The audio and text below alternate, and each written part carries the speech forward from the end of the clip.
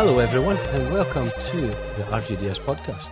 I'm your host Gordon King, always known as, almost known as Kingy, also known as Kingy. And joining me as usual is my good friend Drisky, the Drisk, Paul Driscoll. Hello mate, how are you doing? Yeah, really good. Hi everyone. Excited for this one. It's been nice to chat through. It's been a real favourite.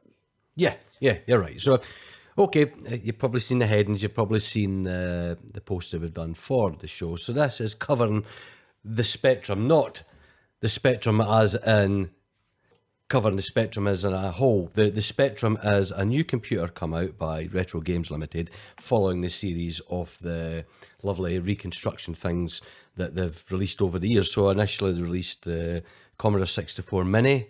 It went down quite popular, to be honest. I wasn't interested in that because it didn't have a tactile keyboard. It was just an emulation shell, basically, with HDMI out. But I heard good things about it, and I was tempted. Then they came out with the Maxi, with a keyboard, so decent. Still avoided buying that. I do want to buy it, though. I think so. Yeah. And then they released the Amiga 500 Mini, which I almost succumbed to, but I bought it. You bought that one. Yeah, you did that, and you loved it. You had great fun. I still love it. It's plugged in my TV. Great way to play Amiga games. Yeah, for sure. And then after that, they released the Atari 400 Mini as well. So another, popular. What was it, 800 Mini? I can't remember. One of the minis, wasn't it? I think it's 400 actually. But it's all part of the 8-bit family. The 8-bit. Yeah, it does both anyway. Yeah. Another popular system. I think it went down well. Yeah. Almost they also tempted did again. the VIC-20 as well, but I didn't ever bother with that. Yeah. No, the VIC-20. I mean, I know that we will cover it in future episodes, but it is a.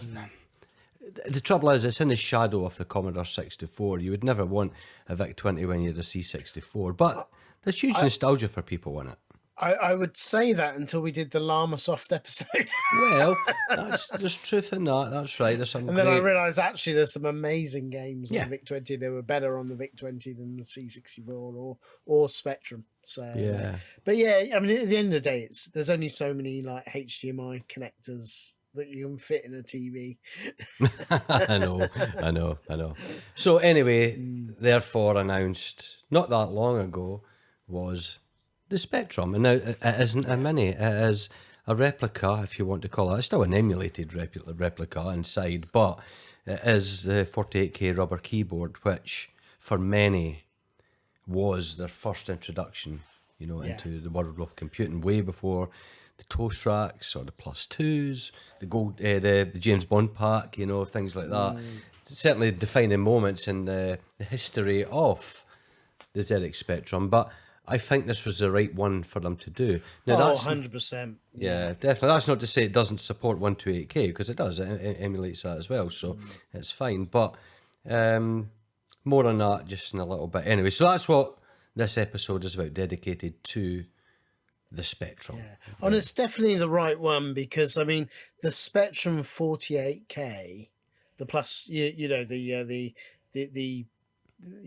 Spectrum, it's just, I think it's the most beautiful computer that's ever been released. I just think it's, I mean, I'm sure everybody knows the Spectrum, but it's just, it was a diddy little thing. I mean, this is like pretty much full size. Had a very clever, with very busy keyboard where you could do single key presses to do coding a bit easier. That's right. But it just looks absolutely gorgeous. And of course, you got that famous sort of rainbow Spectrum, really, sort of like band on the side. I mean, it's such a beautiful machine, and they recreated this perfectly as well. It still looks just as beautiful, doesn't it? I think so. More on it when we get into the main part of the episode, but I'm with you. I think the rubber keyboard is a gorgeous looking machine. Many people take the mickey off it, it feels like touching dead flesh. It's not a proper keyboard, and until you use it, I enjoyed it. I mean, I was a keyboard user. I never, because the Spectrum itself didn't have joystick ports.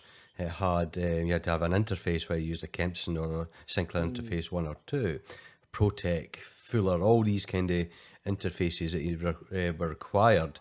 That was just another cost and another addition. So you didn't think anything of it because the games were marketed just as much for the use of the keyboard, just as much as the use of a joystick. So it just become the norm. And playing the classics on back in the day, whether it be your Manic Miners or Chuckie Eggs, playing it on that keyboard, I found it responsive enough. I enjoyed it. Well, it's better. I mean, even today, actually, when, like, you know, with this new device, I actually kept on going back to the keys because, as it was back in the day, it was, you know, you never felt you got quite the same responsiveness with the joystick as you did with the keys. So, but no, I love it. I think it's a really good, and of course with the modern device, for people who really don't like it but want the keys, I did try it out. You can plug a USB keyboard, modern keyboard in, but of course the thing is that obviously that's okay for your A to Z and things, but you won't be able to work out where all the commands are and everything. Your symbol shift in P for load or something like that. Exactly. Yeah, cool. Right, well, before we go into the main episode, what have you been up to anyway? I've not spoke to you in a little bit. Anything exciting in Retroland at all? No, not really. I mean, I built loads of things in the cell, but mostly more hard drive and stuff like that for my Xbox, modern Xbox, and also my Switch. Really good deal with like the SD card, micro SD card. But no, retro wise, outside, it's just finding time, isn't it? I know. But I have been playing. I know it's not quite retro, but since I've set up my all the devices, I've been playing my Amiga Mini quite a bit, and also the Xbox 360, the chipped Xbox 360 I have. It's just great devices. So I'm a very spoiled bunny. There's too many games to play and not enough time. What about you? Yeah, talking about spoiled bunnies, I've made myself skint. I've spent far too much money on devices this side of the year. It's ridiculous. So, firstly, with a deal from a good friend of the show, Ash, he drove and purchased 2 second-hand playdates that were on like a marketplace online, or Facebook or Gumtree or whatever it was on. And he got them for a good price. And he knew I was wanting one of these playdates. Now, for the listeners that are wondering what a playdate is, it's not some meet-up you do with your children just to oogle with their mums or anything like that. This is a lovely little handheld it's a 1-bit screen console, so it's monochromatic, black and white LCD, not even a backlight on it, but it has a D-pad and an A and B button, but it has this brilliant analog crank that really gives innovation to a whole series of games out for it. And there's plenty of games without that don't utilise that. That's good. But we first saw it at Arcade Club, didn't we? Because Turnbull brought his one with him. Yeah. And I just fell in love with it. The tactile nature, the instant playability of the games with no faff. It's like games back to their very core essence, and I completely love it. Now, one I am hooked on is called Root Beer, as in playing a pun on root beer, where you're in a bar that serves root beer and all the beers queue up, but they're fussy buggers.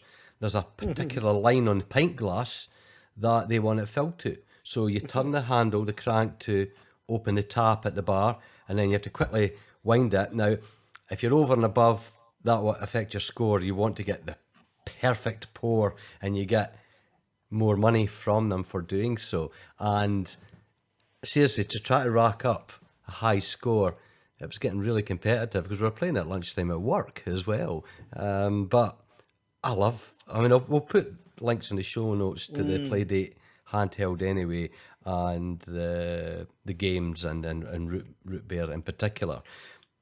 But as usual with these things, I was glad I was able to get one in the UK, because if you're buying them from abroad, there's the postage. You know, it's always about $40 to get something shipped to you, and then there's a potential. You know, if customs look at it and decide, oh, that's over above a certain threshold, it could be a taxable amount, then you've got a little, you know, extra bit of money to find just to pay customs to get the thing. But I've been really impressed with that, I must say. It's really good. No, it was a lot of fun, isn't it? It's and it's the uniqueness of the handle and how the games use it. It sort of brings you to what the spectrum and things is, isn't it? I think that's what's missing from today's gaming is the limitations of the hardware. Yeah. Actually made people think about the gameplay a lot more. Yeah. Than dictate. You need more memory. You need a better graphics card, or you know, it's like. Well, it fries my brain that on modern hardware, you know, they keep, even though all the stats tell them that everybody chooses sort of performance over graphics, that they choose graphics over performance every time, and it's just like, you know, it just fries my brain that they don't seem to get it. Whether, you know, of course, well, they had to do whatever they could, wasn't it, and made it run as fast as they could on all these old systems. Yeah, I know. So another quick one here as well. Even more money to spend. Silly me. Yeah, I was shocked when you bought this. Yeah. Well, there was a reason. So the Analogue 64. Was it because it was shiny? Was that the reason? It was very shiny.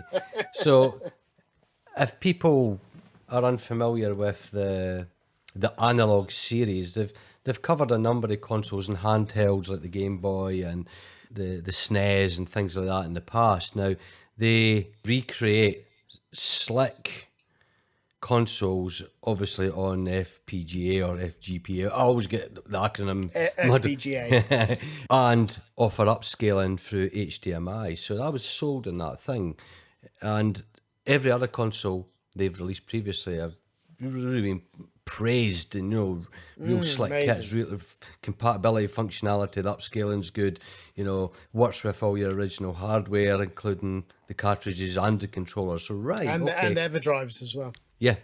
So there you go.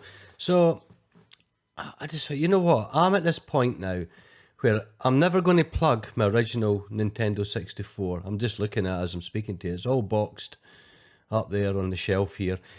And I've got rid of the last CRT television I had here. I was lying on the ground. I lost room for it when I brought the arcade cab in, which was far more important to me to play a MAME cab. That was the corner where that TV was set up, and it was just lying on the ground. Things are collecting dust, tripping over it, getting annoyed. You know, I hate a mess in the room. You want your gaming, you know, haven nice and tidy and proud of it, and look at your games. But looking at the games is all in well, isn't it? That I've got a whole bunch of Nintendo 64 things that I'm never going to run on an original machine because it looks shit plugging it in. And I think it looks shit plugging it in the CRT, and that's controversial, but I just can't be arsed going back to that. It's not for me. I love the upscaling that these games offer on emulation. Trouble with emulation for the Nintendo 64 is, albeit it's vastly improved and compatibility is pretty much fantastic now, there are glitches, there are bugs, there's some hiccups on the way because it's such an awkward system to emulate. So I decided, you know what, it's crunch time. Either make my peace with the emulation, go, that's enough for me, and sell all my cartridges, because what is the point in them just sitting there on the shelf? It's just pointless, you know. And I've got a pristine Majora's Mask there that I can get quite a bit of money for. But I went, no, you know, I want to play these. I really love the Nintendo 64, and if I've got a device that does good upscaling and allows me to plug it into a modern TV and sit and enjoy it again, I definitely will. Yeah, well, no, it's good, isn't it? I mean, it is a wonderful device, but how much is it with postage? Was it 240? 240. if I I remember suppose right. it's not too bad, is it? With postage, that's better than I thought. Actually, I thought it was a lot. I think it was that. I'm trying to remember now. Because I know they get you on import duties as well. I know. Let me check that just now. Analogue 64. I'm trying to remember the price now. Analogue. It's all sold out now. That's the next thing. 'Cause it's always a limited run, isn't it? So, because it's like a crowdfunding thing. Oh, prices. Is that much shit here?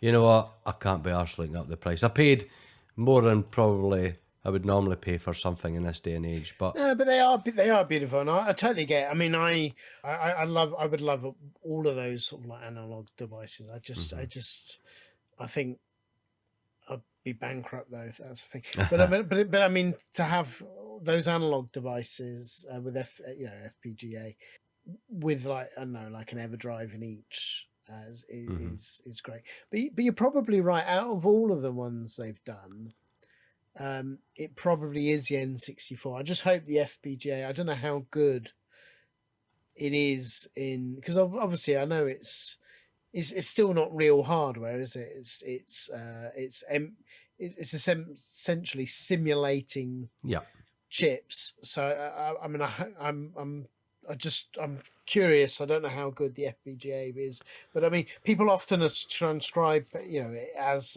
completely accurate, and I question that because there's always updates. I mean, I suppose the thing to look at in terms of the success of getting cores like that is on a Mister, and that's where many retro heads have decided that's where it is for them now. It saves them the bother of failing hardware. They can then just download the ROMs for that device, but play it as close as they humanly can to the original device, and through whatever other devices to put it through a CRT because that's what they want to do or whatnot. There's options there. I totally get it. I would say out of all of the devices they've done so far, the N64 is probably the way to go because you're right. It's a controller and everything else, isn't it? With N64, it's very difficult to get that same sensation on the N64. Now these things don't come with controllers. You have to buy. I have to own your controller, but there's a new controller just been released, and you can now buy and pre-order for it as well, which is more like the.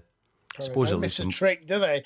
No, and next you need the power lead, and a very bespoke HDMI lead. It won't work with any other one. This is like a Marks and Spencer's console, isn't it? The controller's more like I suppose it's more like the Wii U Pro controller for it, but works in much the same way as but it's not got the central analog stick. It is to the left and that, so it'll be interesting to see how that works and using it in comparison to the original controller.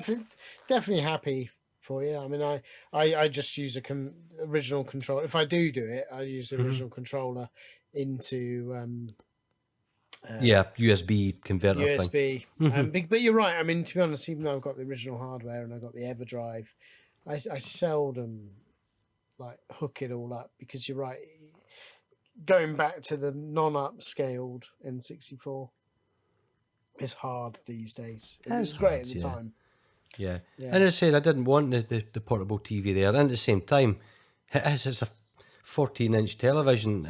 Today's standard, we're not used to bigger TVs, and I certainly don't have room for a big, massive Bang Olufsen CRT, that I can, you need 5 people to carry it into the house and put in a corner. Now, if you've got room for that and you love that, I am not taking that away from everyone. It is just simply not for me.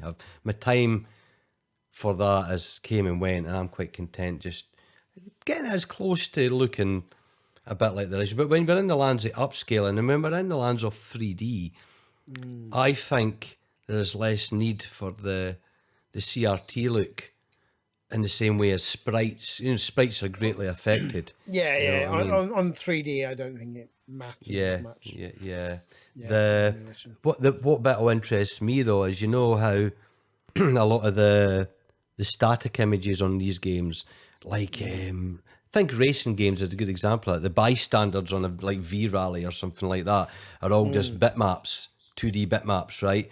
There is no way to upscale them, so they're still going to look awful, but ugly, you know, on upscale to on a 4K television. But it'll be interesting to see how this is all dealt with. So I'm looking forward to. Looking forward to you doing video of it and then distracting you as I nick it off you.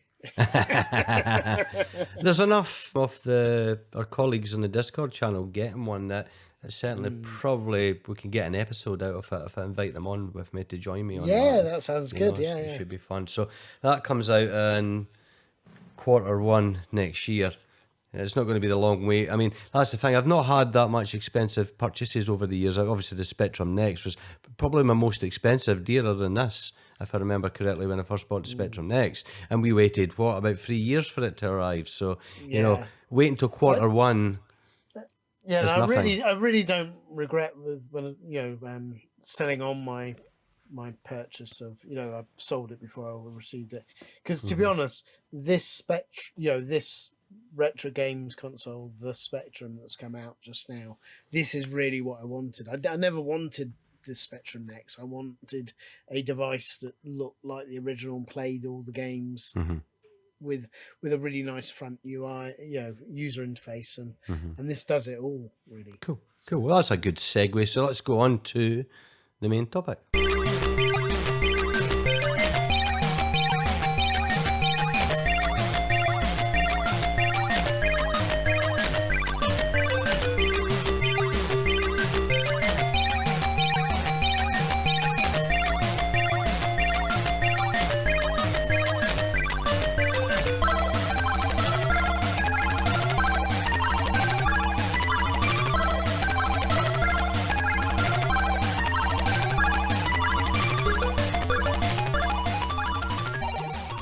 Right, so let's cast back to the early 80s, Paul, then, right? So the home electronic toy market was about to change, a paradigm shift, would I say, and that's all due to the boom of the home micro.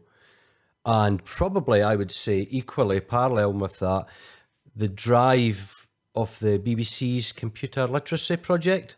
Okay, that was more focused on teaching kids to program on the BBC Micro, but it was there to create a generation who could code. And those programs broadcast on the BBC were fantastic. Now, I'll put a show note to this up there because all the programs are up there archived to watch. And it's brilliant to go back retrospectively and watch them.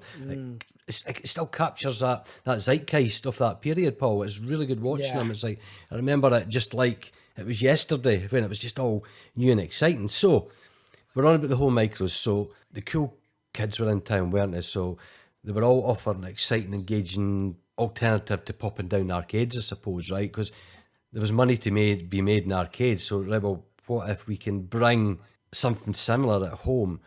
We had BBC Micros, Acorn Electrons, VIC-20s, Commodore 64s, Atari 800s, Dragon 32s. It all resonated with people our age, didn't they? I mean, I've only named a few of the computers here, but of course, for you and I, our weapon of choice was Sinclair's ZX Spectrum. Yeah. Now, that came out in 1982, initially as a 16K model, but it was very rapidly increased to 48K with the price of RAM falling down. So that's the sweet spot. 16K, there was some classic games like Jetpack and 3D Deathchase and Psst and Cookie and things like that. It was amazing what they were able to cram in. Like what you said there earlier, when there's a restriction and a limitation, it brings on innovation, and that was a real good example of that. Yeah.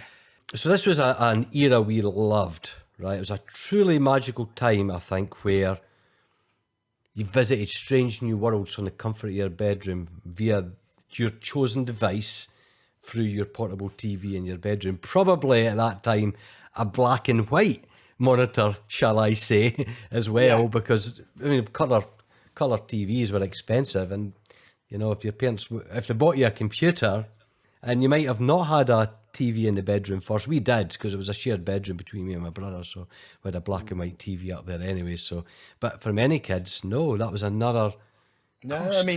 I mean, when the Spectrum 48K came out, because it wasn't until later when I got the Spectrum Plus 2, which was like I think it came out in '86, wasn't it? So a good few years later. But the family computer was the Spectrum 48K that I remember. I think they might have had the ZX80 and 81 before that, but I was too young for that. But I remember the Spectrum. But they used to put it in the study, which was like an extension, but my mum and dad never ever heated that part of the house. So I've got distinct memories, like huddled in front of the TV, which was black and white, you're right, in the study, and just like with really warm coats on, just sort of playing through some of these games. And but it was my first true discovery into gaming was with this device, the Spectrum 48K. Yeah, absolutely. Now, you painted a nice picture there of what it was like in your house at the time, and 80s UK was a very much different thing. I mean, we had no central heating in our house, right? Every room back in the day had a fireplace, but that's just the way it was back then. But that's when the houses were built in probably the 1950s. So by the time the 80s came, these bloody things were condemned, so they were boarded up because they were rented accommodation. So the local authority or cooperative, whoever owned the houses, housing association, they boarded them up. Condemned for use, can't have carbon dioxide in bedrooms and killing people and whatnot. So the bedroom was freaking frozen, but that was the only place I can play games. So you wrapped up in layers, and I was putting socks on my hands just to keep them warm in between gaming bouts. You were lucky if your mum said that day, put on the electric convection heater to heat up the room, but then you start watching the meter go round in circles. Turn that bloody off! It's costing too much money. You're running a computer as well. So it was cold times, but it was part of it. And to be honest, when you were sucked in, when your suspension of disbelief was there, you were sucked into the game, I think you forgot about it, and you were just glued to these, new things flashed in front of your eyes, and we've never found that excitement again. Technology has moved on, and we're getting new, amazing looking games, right? But that hit, that feel, that vibe, I think we still keep looking for that in our adult years and can never find it again in the same way. But it was right on the vanguard, wasn't it? It was just so new and exciting, and particularly for me, probably more so than you in many ways, because you had the exposure of arcades. I hardly ever saw arcades at this period. I mean, it was very rare. My parents would, like the nearest place was Weston-super-Mare, but that was like probably about an hour and a half away, an hour and 40 minutes away from where we lived. So occasionally saw it, but my parents were never going to give like a young kid of my age like too much money to play on those arcades, because you're not very good at games, are you, at that age? I'm not very good at games now, but particularly back then, it wouldn't go very far, the money. No, it would not.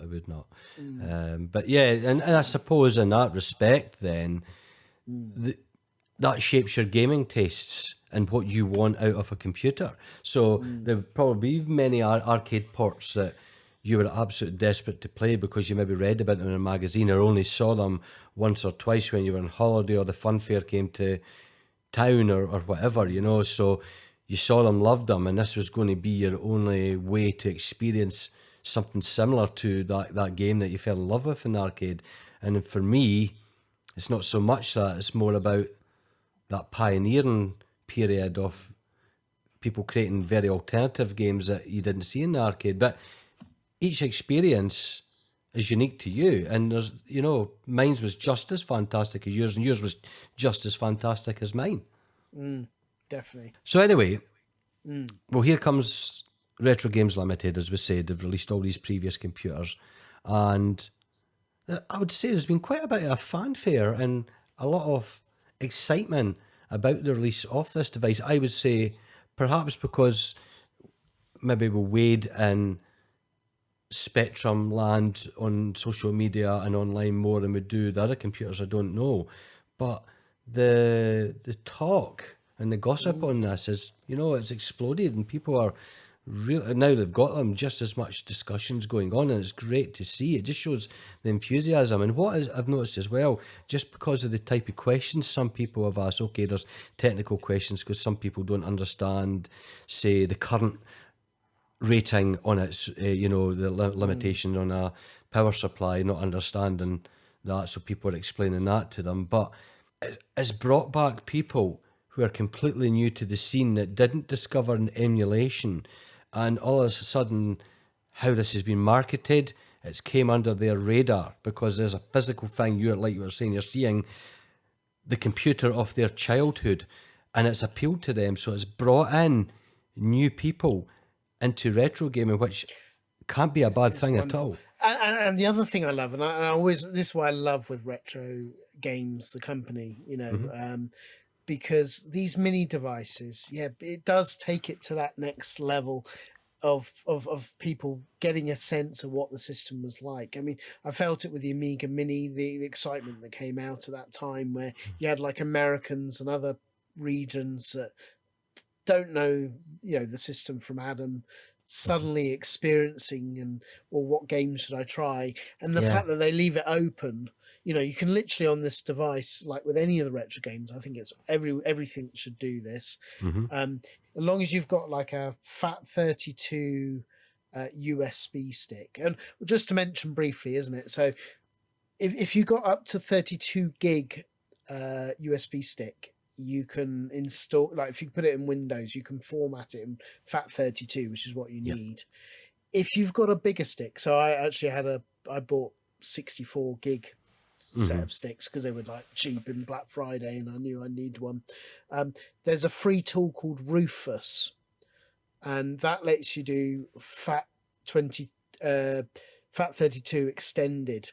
So you can still have 64 gig, but it's in the right format. But you can actually go, which is rather cool, on the Retro Games website. We'll give the link. But there's like, they do have like the pre-formatting. So you can do it another way where you install like an image file on to your stick. But to be honest, the Rufus is a better way because then you're not losing any space. You've got the full 64 gig or whatever you use, but it's in the right format. But I've done mine. It works brilliantly. I've been running mine through lots of like batch routines. I've been doing a bit of command batch routines to sort all the data. Yeah. But the other thing to be aware of is each folder. So each folder or file item in a folder can only be, is it 256 maximum? Yeah. I would suggest 255. So that's something else to consider. So at the moment I'm I'm sorting mine so it's sort of like, because I've got every game there ever was, it'd be like AA to AN and then AO to AZ, for example, to break it up. The other thing worthy of noting, actually, just so people are aware, because I thought this was so cool. So obviously you get different file types. This is probably important for people who don't know the Spectrum emulation scene. You've got Z80 like the snapshots and Z80 snapshots. So they're like instant load straight in.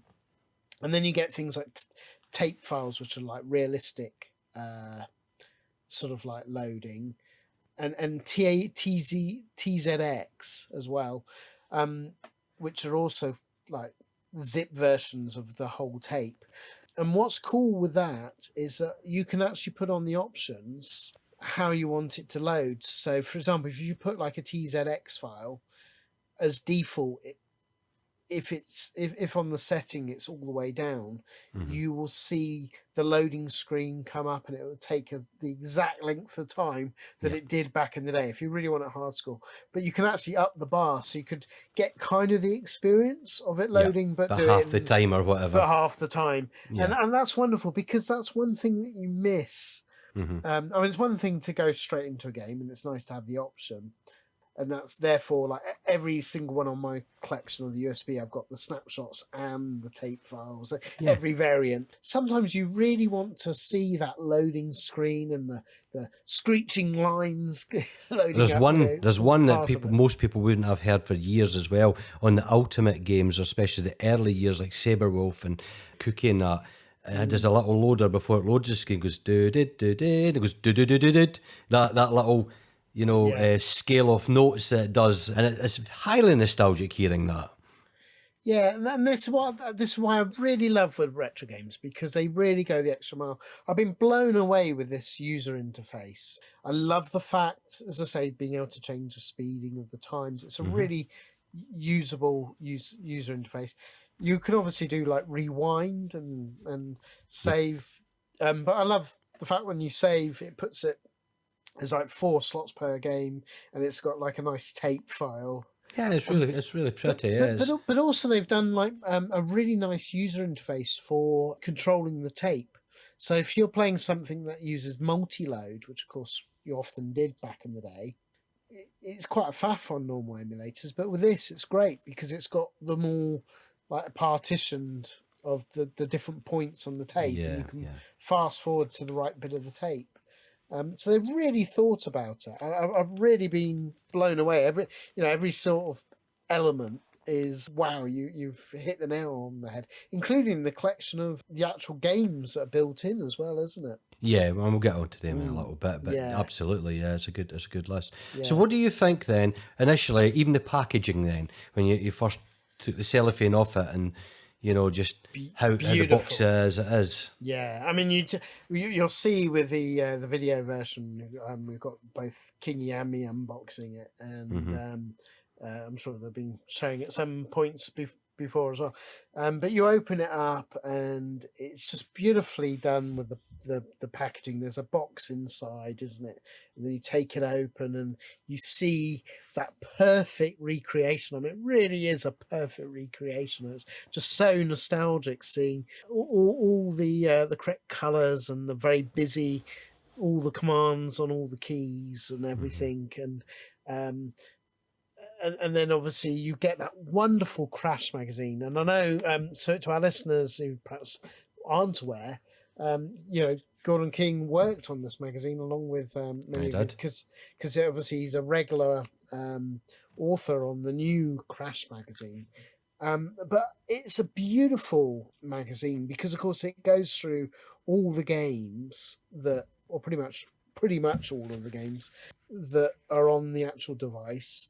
But it also goes into some of the more modern games and Spectrum memories, and it's lovely. I mean, I've been watching like American, a lot of American retro YouTubers that I follow that don't know the Spectrum from Adam, and just seeing them poring over the magazine and saying, "Well, I assume this must have been a magazine back in the day," kind of thing.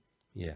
A lot of the American authors don't, of these YouTubers, that they don't even know that it's a modern magazine recreation. They think some of them think it's like a reprint of an old magazine or something like that. Because we tried to keep that. Which is testament. Yeah, which is testament. To you guys. That's the whole point. Yeah. We need to keep the legacy of how it was alive. That was always the mission statement.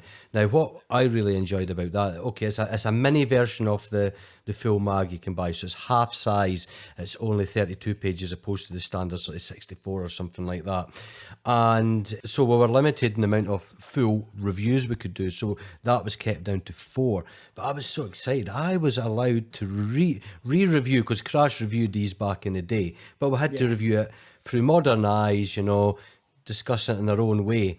And I was able to review The Hobbit and Trashman, and I was excited about being able. These were landmark titles for me, absolutely exciting games, and I felt like a lucky boy just to even put words down on how these games made me feel still to this day. It's a beautiful recreation, and that's what I get so excited with all of this. Is I say, it's not just, as you say, bringing in people that perhaps they had the Spectrum or they're not really into retro gaming, but they like the idea. I mean, even my sister and things like that, that intrigued. I don't think they're intrigued enough to buy it, but they're intrigued enough to try it because they're just like, wow, you know, I remember Game X or Game Y. They were never as big a gamer as me, but you know, they all have, and there's so many people like that have those fond memories. But then of course having people in other regions and you know, just discovering these games for the first time, and also what I really hope from all of this, people coming at it fresh, you know, people that perhaps came from a C64 background will perhaps see what we've been banging on about with a lot of our episodes of, I'm going to say the word vibrant, of the have a drink, everyone. Yeah, the beautiful, you know, because I do think there's something wonderfully unique about the Spectrum color palette. It is beautiful, and even the color clashing, all of it is. It's not just nostalgia. I just think it is you know, the colors that are chosen. It's just so in your face, bright, bold, and wonderful. Whereas a lot of other systems, they might have had more colors, but they were a lot more subdued and a bit more bland in some ways. So the Spectrum has this whole own look of itself, and you know, I really hope that this will bring even more fans to the Spectrum. And whilst I understand that there's a lot of games that I think will be difficult to come at it cold without the nostalgia these days, as it would be with any system, there are plenty of games that hold up to this day. I would agree. That are so fun. Yeah, absolutely. I think as well at the price it retails at, you know, £90, £89. That's doable for people. Whereas the next was more niche and far more expensive, costing hundreds of pounds in the same way as the Analogue 64 thing I was saying. That's a very more dedicated piece of the market, isn't it? They're not going to people on that one. We're always going to buy that product, if you see what I mean. Yeah. Whereas this is, I'm not calling this a stocking filler. I know people don't have a lot of cash, and that still can be a lot of money, so I'm not making slight of that. But considering how much the Spectrum cost back in the early 80s, right, it started off retailing at $149.99 before going down to $129.99. Think what that is in real terms values, what that would cost today. So for you getting that, and an inclusion of 48 games, you got bugger all. Well, I got the 6-pack when I got mine. This is good value for money, and I think that may lure more people to it. I think it has a potential of selling way more than a standard retro device because the price is a sweet spot. I agree. I mean, the only thing is, one of the reasons it is cheaper, and this might shock people, you know, like buying it, unlike a lot of the other devices, the retro games devices, this doesn't come with a joystick or a controller. Now, for people like us, that's one, we love the keys anyway, but we have plenty of controllers. I mean, I've tried like an Xbox 360 wired controller in it. I tried the Competition Pro joystick that I have.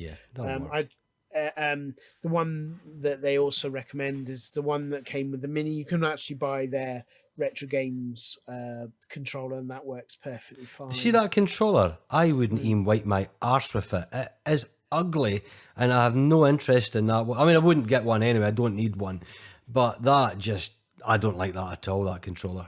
It works very well. I mean, fair enough. But the trouble is, it looks like the CD32 Dog and Bone, which is not a controller you should ape. The CD32 was a terrible controller, had a terrible controller built in, and for whatever reason, they've decided to model it on that look, which is bizarre. No, I mean, to be honest, so just a quick segue. So, I tried the Competition Pro. Worked fine, although I found that if I plugged midway through, the fire buttons wouldn't work. I had a bit of a problem with that, but even when I did it on startup, and the fire buttons worked. It worked great. The Competition Pro, of course, is wonderful because it's a stick. But of course, because half the buttons are missing, you've only got 4 buttons on the device, or the Competition USB Pro. But you can use the keyboard for the other buttons. So it wasn't exactly obvious when I first looked, but when it says, letter Y or well, bad example, but with some of the buttons that say, I don't know, one of the letters, you can actually press a corresponding key on the keyboard. I believe I've read on the forums, I've not tried it yet, that I think on the fixed games that come with it, you can map your joypad with extra buttons to the other keys, but that is yet to be tested. And you can do it on every game. It's really good. So so you can actually choose on every single game. You can choose the loading speed. You can choose configuration of the buttons. I mean, but what's nice as well is the in the box games, they've mapped all. You're right. They've mapped the keys fantastically. So Ant Atac's a great example. If you've got the Xbox 360 controller, for example. You can use the shoulder buttons to do different strengths. So you know how you used to have to hold down the fire button for a longer time to throw further your grenade? You've got all the different strengths of the grenade, and obviously you've got the rotate buttons and everything, and the jumps are all on. And same with a lot of the platformers, because obviously back in the day you only had one button and the stick. So. Right. Often you had up was jump, which it was great back in the day, but is annoying today. So it's quite nice having the ability to either do up or press another button to do your jump. So it's kind of cool. Excellent. Yeah, they really thought about everything, and yeah, really impressed. So how do you think it looks then on a modern, large or small TV, whatever, any form of modern TV? I mean, I was impressed. I think it looks, without even using the scanline mode, which is absolute crap on this, I have to admit, it's its weakest thing, that it doesn't look like scanlines. It looks like too much far apart black lines. That's just an overlay that goes on. It really doesn't work at all, I'm afraid, in my opinion. But it doesn't need it. It looks great. It doesn't look, these games are very pixely, you know what I mean? But it doesn't get too blocky looking because it's sharpened. Perfect. Yeah, it's sharpened on the screen. It does look perfect. Yeah. Yeah, I loved it. I mean, I thought it was, the games looked as I remember. I mean, obviously we have like really good emulators like Spectaculator or whatever it's called. We can never say that. We can never remember. You said it correct. Yeah, well done. Did I say it right? Way, go, Paul, go. But I mean that does an amazing job. But this does just as good a job. But for me, the big thing, it just brought back the memories. Like if I was playing like 180 or anything like that, because often with a lot of these games, even the built-in games, this is another warning to people depending how you're doing your setup, is a lot of the games you have to press a key letter. Now they have built in a virtual keyboard, so you can bring up through, particularly if you've got the Xbox 360 controller, so enough buttons, in other words, or the controller that they recommend, the one that they make, you can bring up like a virtual menu if you're away from your screen. But this is very much to be played, in my view, where you have like easy access to the keyboard, as you would back in the day, isn't it? Yeah. How many games did you play? You knew, say it was a jet fighting game and spacebar was bomb, right?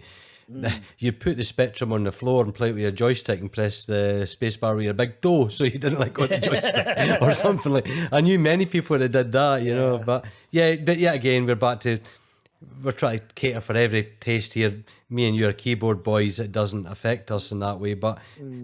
Don't let it put you off if you are a joystick person and you're new to coming to the Spectrum. It's got a lot of consideration being done to make that less painful. But that was the same for any 8-bit gaming controller back in the day. The Commodore had exactly the same. It was a 1-button joystick. You had to press keys in the keyboard for secondary functions. So that's not unique or the only computer that did that. Right across the board, it was pretty much like this at the time. And that's something to note as well, because people probably don't read the instructions that come with it or anything like that. But so you had, as default, it uses Kempston when you plug in your controller. So that's important, because like there may be words, if you're new to the Spectrum, there may be like, you know, what the hell was Sinclair? What the hell was Kempston? Well, they were like types of joystick compatibilities, and then you also had other ones, didn't you? But to be honest, they've chosen correctly, because Kempston, everything from the early days onwards, if it had joystick, those early games, early years didn't. Kempston came out just that slightly bit later. So it was more like ProTech, Fuller and Cursor joysticks back in the real early days. But then Kempston became... You can choose that on the options. Yeah. You can choose the other joysticks. That's good, because if you want to really delve back to late 82, early 83, you're going to have to do that. But then Kempston created the standard. Kempston became the VHS of this world, and that became the go-to for sure. Yeah, whereas when I started using joysticks, probably was when Sinclair, the Sinclair joystick, I always used that one option. Yeah, but that's obviously, it's not to do with the joysticks, it's to do with the interface that you bought. Plus twos were Sinclair. The built-in joysticks were Sinclair. That was when I really started using joysticks, because of course on the Plus 2 it was like built in, which is kind of cool. But yeah, it's nice, and there's a nice number of USB ports at the back where obviously you've got, I'm just looking here, so you got like 4 USB. So one was obviously for your USB stick, and then you've got 3 other ports.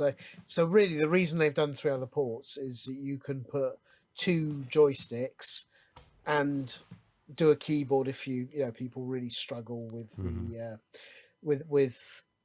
the rubber keys. You can plug in, so it's nice. So they've been generous with the USB sticks as well. Just to think, right? I mean, how lucky are people today? So if you're going to play Way of the Exploding Fist with a sibling, right, like we did back in the day, the 2 of yous were hunched over the rubber keyboard, crammed on that small keyboard. Now that game is a good example, because it used quite a lot of keys for the different moves, right? When 2 years were on, of course, what happened is certain combinations of key presses, the poor processor couldn't cope with all that combination, so there was blank, null inputs, if you want to call it that. It's like, I bloody punched you and it didn't happen. It's like, because I was busy doing, the crane kick or whatever. But at least then, but that's part of it, isn't it? But at least then you've got a bit more breathing space. You don't need someone's halitosis whiffing up your nostrils or whatever. Exactly. Not looking at anybody in particular, Paul. But so what was your keyboard layout then? When you were single player, what was your keyboard layout? Oh, Quapon. If you could... Yeah, so I did... So you did Quapon. Yeah, actually, that's... Yeah, that's basically... Or spacebar when... See, the rubber keyboard, as you see it, because if you bought it, you'll see it. There's not a big spacebar, there's break space at the bottom right. Nowadays, it would be QAOP and spacebar. It's more better for the fun. But back then, it was sitting at the M button.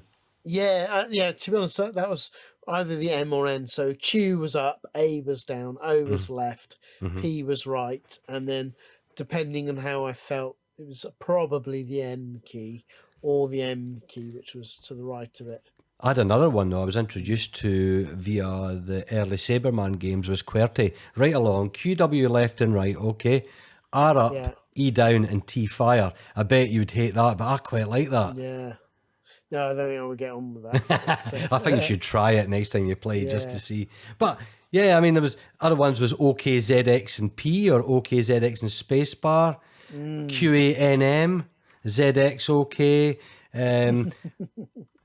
or think of Fairlight with W, S, O, and K. That helped because it was a 3D isometric game, and that they actually point in the directions you can walk in an isometric fashion.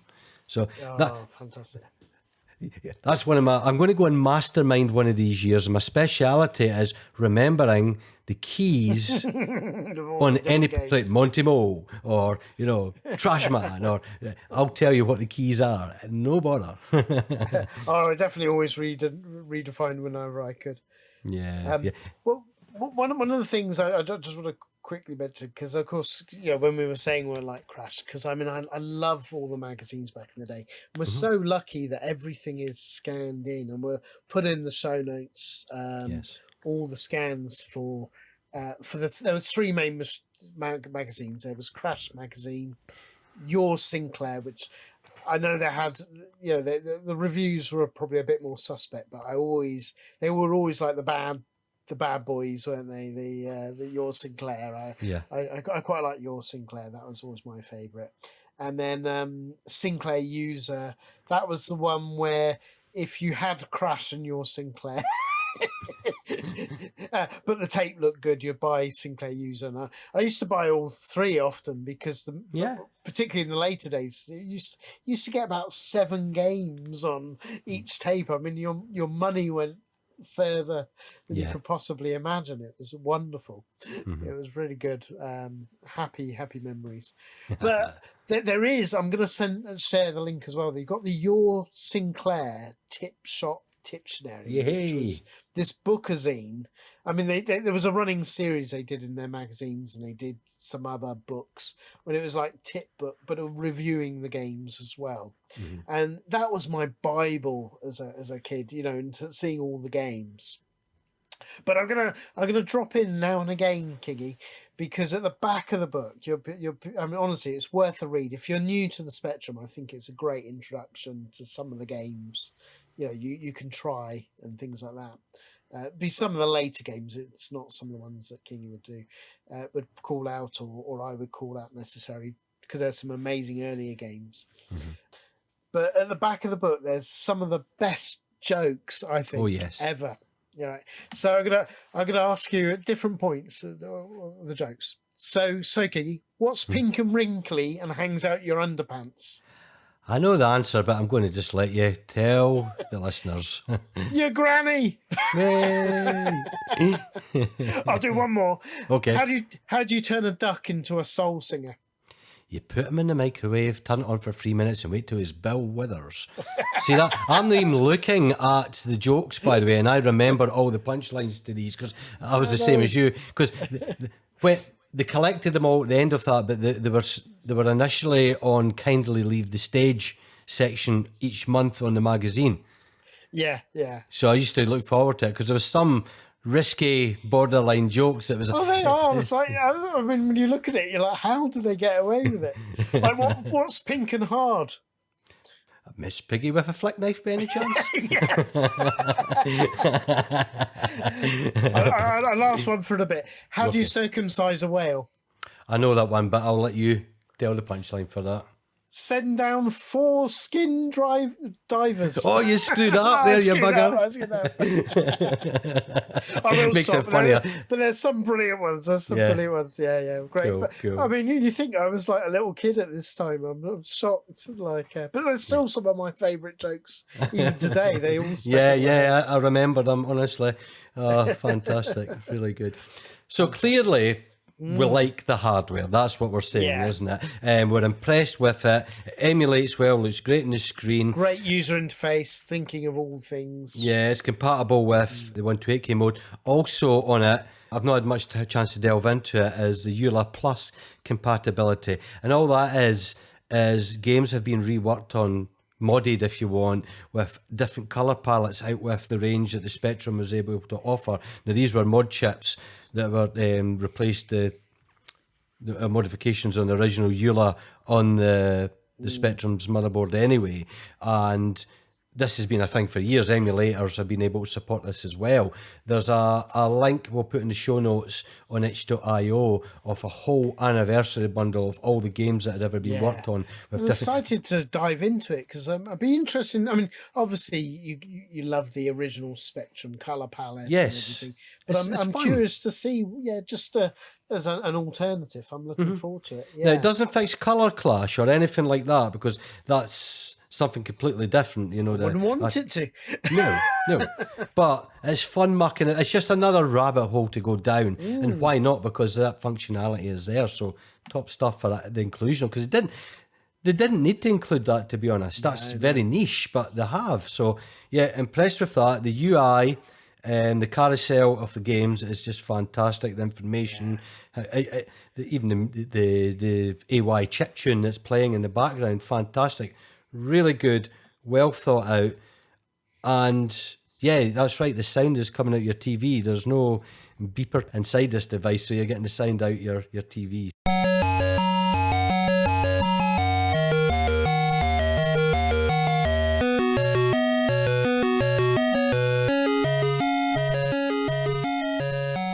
Let's go into some games, Paul. Let's go on to the games included. Obviously, we're not going to go through all 48 games, which is I wish we could. It's a good gesture. Lineup. It's a good gesture that 48 games for a 48K Spectrum. That's really good. And it's a good lineup. I mean, there's no real trash on here. It's all pretty not solid, at all. And a nice mixture of modern indie as well, new just releases, to let people see. Yeah. Which I'm glad they did. I'm glad they didn't just do the classics because obviously. A lot of the older games, like any older games, they can be tougher to play for people because they're like less friendly in terms of difficulty curve and stuff like that. Yeah, for sure. Yeah. So we'll rattle through some games. So I'm going to go to you first then, Paul. Your first chosen game that you would say is a standout and you'd recommend anyone to play this, what is it going to be? So I'm coming at it from ones that mean a lot on the Spectrum, but are probably still playable today. Okay. In terms of accessible for people today. And I'm the first one I'm going to mention is Horace Goes Skiing. Classic. I think, I mean, this was like the pack-in with the original. It was the pack-in, wasn't it, with the original Spectrum? The six-pack, yeah. Six-pack. Came out in 1984, the six-pack, yeah. It was it really is synonymous with the Spectrum. In the right from the beginning, and it's basically a mixture of a Frogger clone and a skiing clone. So probably Freeway. If people have played the Atari classic, it's probably closer. So basically, you play. I don't know what he is. He's some sort of like blob with legs. I don't know quite. He's quite a unique little character. And you basically have to run across a very busy road, and that's quite difficult. And there's constant streams of cars. This is why it feels a lot more like Freeway. Get your skis from the little hut, and then you have to run back across the road again with all the difficulty of it, and you get to the other side, and then it turns in. So that's like the Freeway bit, and then suddenly you're skiing down the slopes, and you've got to go in between the flags and get to the bottom, basically, isn't it, before the time runs out. Every time you get hit by one of the, either hit into a tree or particularly when you're crossing the road, you get hit, you have to pay an ambulance fee, sort of $10, because that is, I think it was made in Australia, wasn't it? This one? Yeah, William Beam Software, Australian software house. Yeah, so that's why it's in dollars, but it was great, so obviously that's your life, really. It counts down, and then obviously you can't afford to rent the skis and it's game over. Just simplicity, but really, like all classic games, it's really, really addictive. So I think it's a great one to mention. So what about you? What's the one that you're going to call out first of all? Yeah, for me, it's got to be Avalon, to be honest. You knew I would. You love that. I knew it would come up somewhere. Yeah. I didn't know where I was going to bring it up, but let's just go for the jugular with this. I mean, compliments on your choice of Horace Goes Skiing. The second game I ever played on the Spectrum, and that was my first game I played Christmas morning when I got the Spectrum. That was just great. So fond memories with that. Avalon, I was able to get not that long after Christmas. And I've said this before, I know, I'm sorry for people that have heard me tell the tale of Avalon so many times. So my grandmother had bought me a couple of years prior an accordion and wanted me to get accordion lessons, and it was shit. I hated it. And I played like a drunk on it. It was wonky, trying to read music. Oh my God, music like, see when you see as a kid something forced on you every Sunday to go to someone's house to sit in their spare room in the house that smelled of mothballs and damp dogs and cigarettes because everybody smoked back then, and play some Chuchter music. Oh, flipping heck, mate. It was rubbish. So anyway, she had passed away, so there was, like, I'm not using this anymore. So I was able to sell it and convince my mum and dad, can I sell it? Yeah, I can sell it. So I was able to sell it for £40. And that had me then, can I use that money to, try to, you know, a bit where you pace and you're trying to pluck up the courage, and the words are almost coming out your mouth and they're not coming out because you really want to ask your parents something. And eventually, can I spend the money on, I suppose, yes. So I went down on I always remember it was a winter's night, and it must have been about January, February, 85, okay? And we're in John Menzies, our equivalent to W.H. Smith, and sitting, staring, drilling at games, and the choice was there. Hadn't read no magazine, anything, Paul, right? It's like, oh my God, there's just a wall of things that look fantastic. So I walked away with 4 games. I got Avalon, sold in that, the way it was described on the back of the thing. Pyjama-Rama, Chuckie Egg, and Manic Miner, right? Just what a list of games to come home with all together. As great as all were, Avalon stood out as this RPG game where you controlled Marok, the wizard, that basically is in all the catacombs underneath Camelot to destroy the Dark Lord of Chaos that resides there. So it's just a wireframe 3D game where you're controlling he's not there, he's checking shit. He's meditating his campfire and ushered his astral projection into the place. Now, what is a bit going as an adult, if his astral projection can get in there, why does he still need to use doors? Right? Why can't he just go through the bloody walls? But anyway, you need to find spells and keys and other objects to solve the game. There's locked doors, there's things that block your way. So you need to figure out what to do. You have a little spirit helper when you find a spell for that, a little phantom thing. It looks like a mini Casper that you cast, and he comes out and he takes the things out your rucksack, like keys to doors to open the doors. It was just terribly exciting. The main reason it was exciting, it was the first game that kind of had real-time pursuit of the bad guys chasing me, and that was terrifying, especially playing it in a darkened room in a winter's night. You're meant to be in bed and everybody's sleeping. So I'm playing this a bit longer because it's a bit good, so and the guys have this sound, the footsteps as they come towards you, and it's like, if anybody remembers the Smith's Square Crisps adverts in the 80s, there's a noise, and it was just terrifying, and you needed to escape so many rooms ahead of them for them not to know which direction you went, or they would continue to pursue you. It was exciting with its wireframe graphics, minimalistic art style that really fired up your mind, and you were there. It was brilliant. Still play it to this day. Yeah, once a year I go back and try to play as far as I can.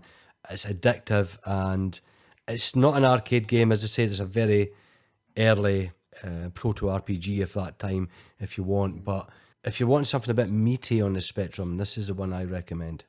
Yeah, and of course what's great with all of these games when they are a bit more meaty, you've got the save states, which of course is wonderful for modern sort of abilities to play. That game did have you were always able to save in the menu, but then you had to save it to cassette, right? And that took just as long as the game did to save, and then you had to load the game in. You couldn't load the save in, so you had to load the game in again and then load your save. So it was double the blinking time. It's like bloody hell.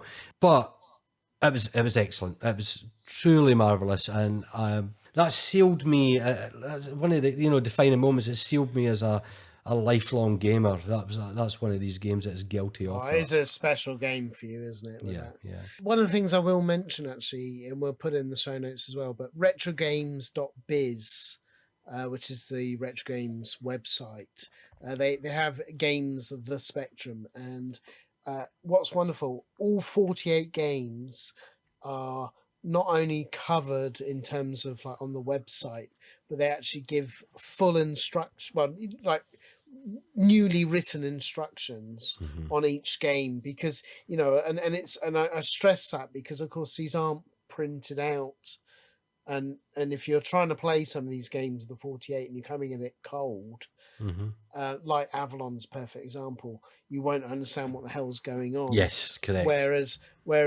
so it's lovely they've taken the time to really go in depth with all 48 games, just giving you like a page worth of all the controls, and it really helps. So just to stress that to people. Yeah. Right. So I go on to my second Yes, game. please. What are you going on to? Well, I'm going to go for, we've covered it. Well, we've covered most of these games before, actually, because we're such fans.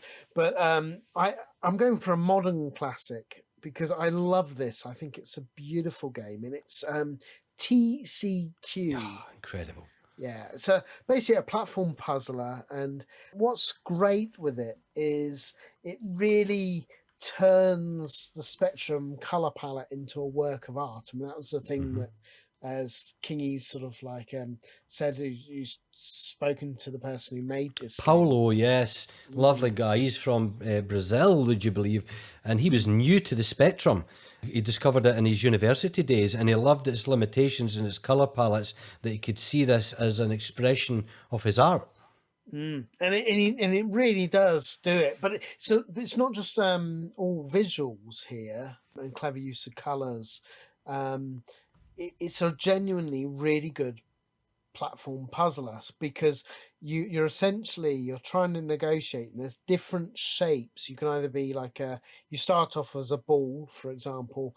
That means you can jump and bounce around the place, but obviously you're vulnerable. But if you become a triangle, you can't jump. You can just go along the ground left and right. But you can fire. So, an early puzzle right at the beginning, there's as a ball, if you try and go into the square doorway, you'll die, you'll explode. But if you then become the triangle and you go to the door, you can shoot the door and it explodes, and therefore you can carry on. And the third shape that you are is a square, which is like he's really heavy, the square, and therefore you can use that to break through sort of like weakened floors to let you get down below. And it uses really essentially those three premises to make a really good platform puzzler. And I really urge people to play it. And I'm so glad. And it shows that, Retro Games, they not only are they choosing the classic games, but they clearly love and understand the spectrum that they're doing. This isn't a cash in. It's a real beautifully created list of interesting games. And I thought TCQ, I was so glad that made it there. Yeah, it's a real piece of one. Visually, it harks back to the very early period of the Spectrum, so that appealed to me anyway, right? It remembered me of games like Rapscallion and just blocky, that people may say these games are ugly. They're very, lo-fi looking games, but I've got a real passion for games like this. And I don't think they're ugly. I love the aesthetic, but more on top of that is very modern style gameplay that is in this game. It's just incredible and so playable, and still shows yet 40 plus years later, people are still creating original material on the Spectrum that is fun to play, and it really stands out there. So I'm with you on that. Yeah, no, brilliant one.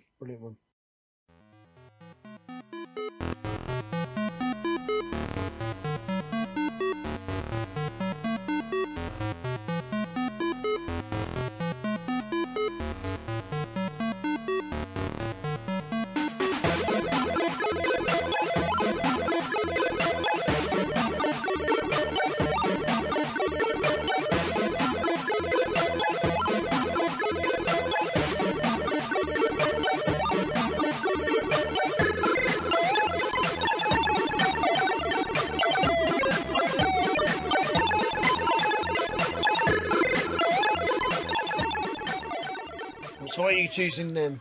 Oh, it's got to be Starquake. Yeah. Right? Starquake is one of the best games ever to be released on the Spectrum as well. Now, it was written by Steve Crow, released by Bubble Bus Software in 85, if I remember correctly.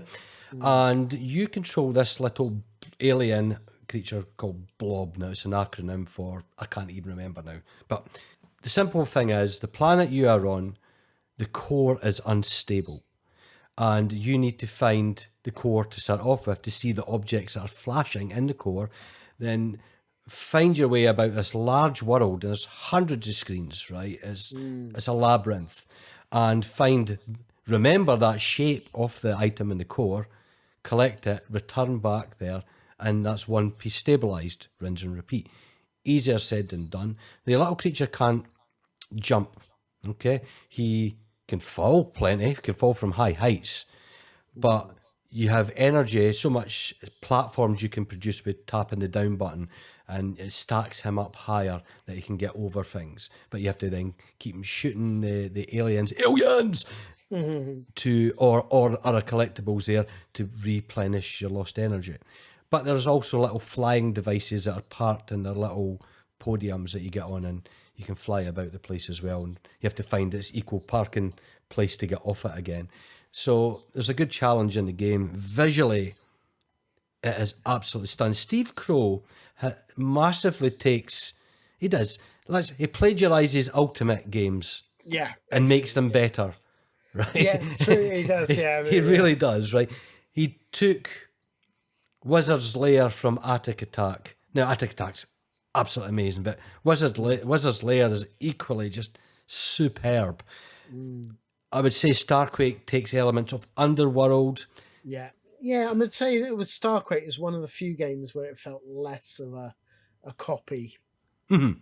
It's got its own flavour in it as well, yeah. Absolutely. Beautiful artwork. I love the alien, like you got the xenomorph alien creature that's, in the background. Some beautiful background artwork. Oh, it's lovely sensational. Visuals. And his sound effects are sharp and they really pierce through, and it sounds very arcadey. You cannot play the Spectrum and not play Starquake. It is up there with the best, to be honest. It's truly remarkable, so playable, and still as impressive and addictive today as it always has been for me. No, I totally agree. Right, okay, well, my next one is, okay, this might be difficult for people to get into coming at it cold, but Jack the Nipper, I just think is such a great game, just purely because it's one, you play a little baby that has to be as naughty as possible. That is the whole point of the game. You've got to be as naughty as possible. So, like, the puzzles are like, picking a magnet to take out the computers or whatever it is. I mean, you're left pretty in the dark of what to do, and I'll try and dig up for people and put in Discord again, because a lot of people will have this device. I did an actual map with where all the things are to do. That's how much I love this game. I did sort of like my own like map back in the day kind of thing, but for modern times. But the reason I love it's a tough game. I mean, you basically, everything hits you and gives you like a nappy rash, isn't it? You got your nautiometer, and your nappy rash gets more and more, and that's basically you lose a life. And but the reason I love it is because it's basically like Whizzer and Chips or a lot of the British comics back in the day come to life. It really is just wonderfully done, and it's just like your Burt Beans and all of these sort of like little posters in the background. It's just very, very British. So I whilst I think people will struggle with it coming in and cold, and to be honest, I'm probably not going to mention some of my favourite games for that very reason. Because I'm trying to come from accessibility, but I think this one, even if you just see a few screens of it, you'll maybe fall in love with it like I do, because it's very, very British. Yeah, I'm with you there. I mean, the whole comic book, Sweeney Toddler visuals on this are brilliant. I mean, I love that, the art design. There was no other game that looked like that up until this point. And then other people tried to copy it, and it just looks marvellous and playable to this day as well, Paul. Yeah, 100%. So what's your next one? Ooh, there's so many choices. I'm going to go for Wheelie, to be honest. You're still not going for Manic Miner. I keep thinking I've got it ready. It's maybe there. I've not finished yet. No, Wheelie is a wonderful game. Do you want to describe it to our listeners? Yeah, it's a side-on motorbike game where you control a motorbike, obviously, and the idea is to get to the far side of the caverns that you're riding your motorbike in to meet up with the Ghost Rider to then race him back to the start line again. And it's a simple case of moving along, scrolling game, and there's ramps and obstacles. So you as you can accelerate, there's an up and down button. It shows an arrow of your direction. So if there's a ramp there and you're pressing up, you go up it. If you press down, you go down the ramp. If not, you go through it and you go along horizontally. But the obstacles, like I mentioned in the way, could be ramps jumping over buses. Now you have to watch your actual speed to get the correct speed, or your little man will come flying off the motorbike. Or there's little bumps that you need to do a wheelie that only your back wheel clips it and you jump over it. So it's all about knowing the mechanics of the game to master it all the better. Also, while you're trying to do this, you're running out of fuel. So there's fuel dumps to collect, or fuel barrels floating along, and the only way to collect them is by doing a wheelie and letting your head hit them. But each level has a different creature, so there's bouncing hedgehogs or wallabies hopping about. It was just absolutely brilliant. And who can forget that shrill sound of the brakes screeching on the motorbike when you're trying to slow down? What a game. We went back to it. We went back to it when we did the year Sinclair Top 100, didn't we? And I hadn't played it for a number of years, and I just got a massive buzz from it, to be honest. It's a really good game. Yeah, really, really good. No, great choice. And yeah, it's I think really holds up. It's a fun game. Right, I'm going to go back to modern again, because I'm trying to, mixing in. There's a modern indie game that's on the collection called Shovel Adventure. Did you get a chance to play that one? Well, I've played that and reviewed that for Crash. I really enjoyed it. I mean, you've got like a single screen maze. You got mummies wandering around, and you basically have to go around and dig up holes to get the gems or the treasure out. You can also make holes. I don't know whether I wasn't able to track the mummies. They were too smart for me, but I managed to fall in the hole myself. So I don't know whether you can get the mummies in them. But I thought it was really polished, really well done, and played really well. I had a lot of fun with it. Very, very accessible. A proper arcade game, isn't it? Proper arcade game, and because originally I thought, it's going to be like Oh Mummy, but no, it's totally its own thing, isn't it? Really, really good. So really enjoyed that one. That was a real pleasure, and that's what I love. I mean, there's so many indie games that are on the spectrum for people to explore and enjoy. That it really is. I'm blown away every time I look at the modern indie scene of the spectrum. There's so much, there's almost as many games, isn't there now? It's unbelievable. Yeah.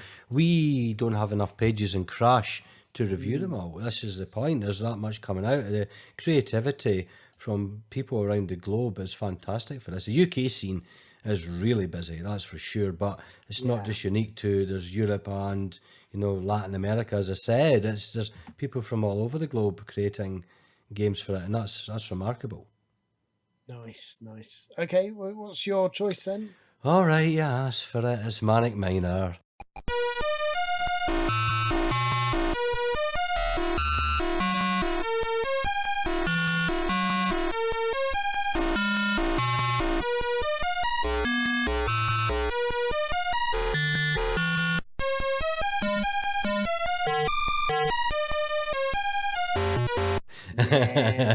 I mean, it probably needs no introduction. Even those coming back to the system after all those years. It'll be one of the first games on their lips was Manic Miner.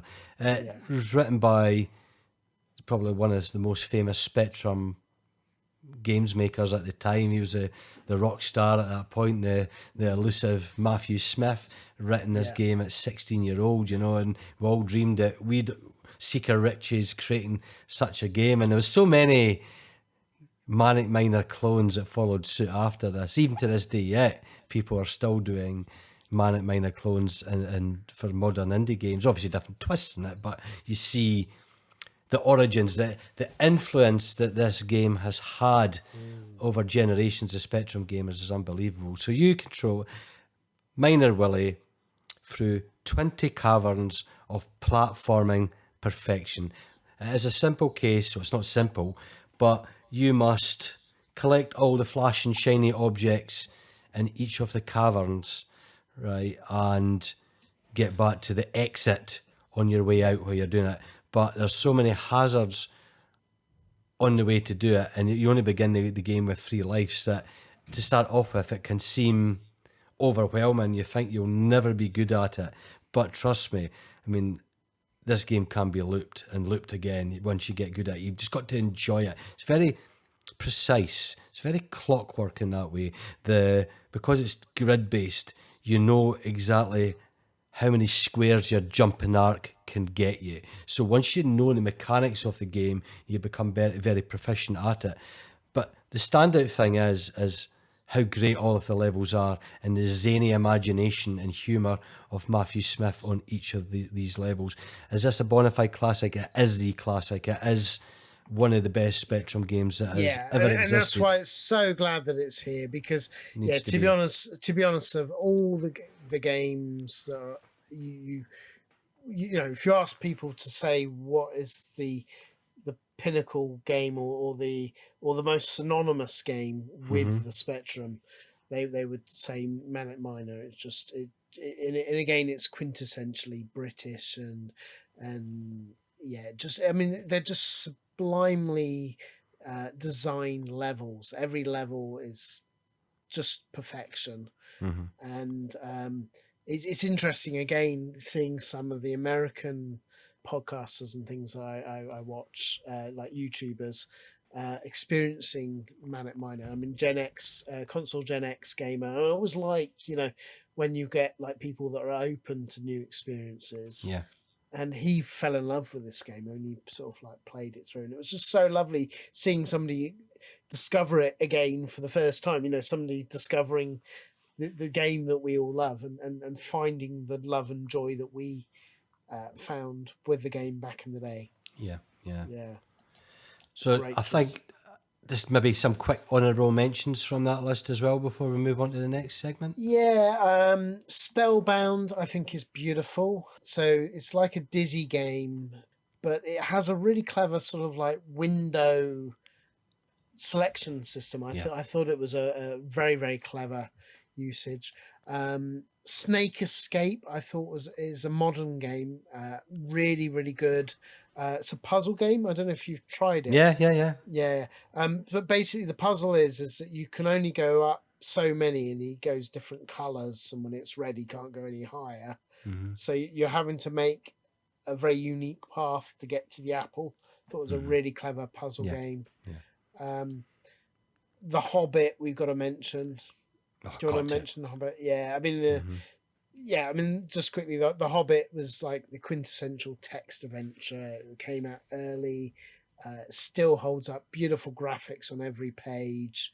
I think it's amazing. But I mean, and that's probably all the shout outs. I mean, and yet I'm leaving some of my favorite games on the floor, like Ant Attack, Fide Monty, and Where Time Stood Still, to name but a few. I mean, that's what is so amazing with this 48 game collection. I mean, every single one I think is deserving of a place on here.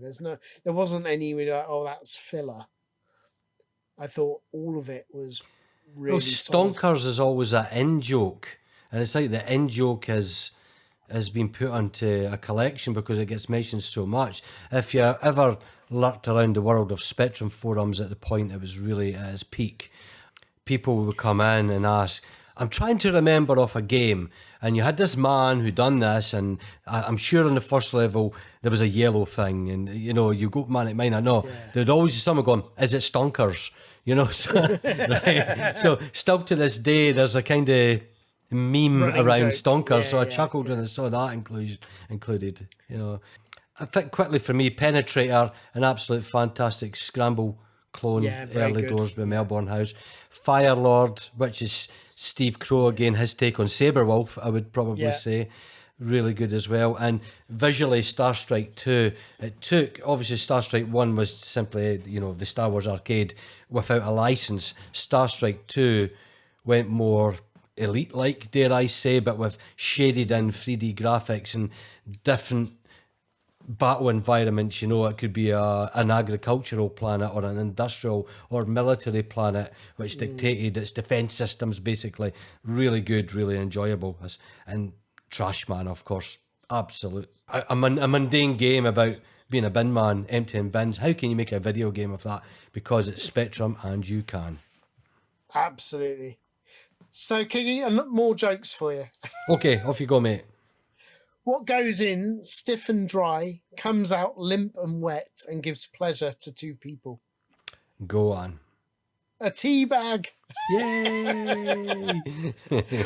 What do you do with 365 condoms?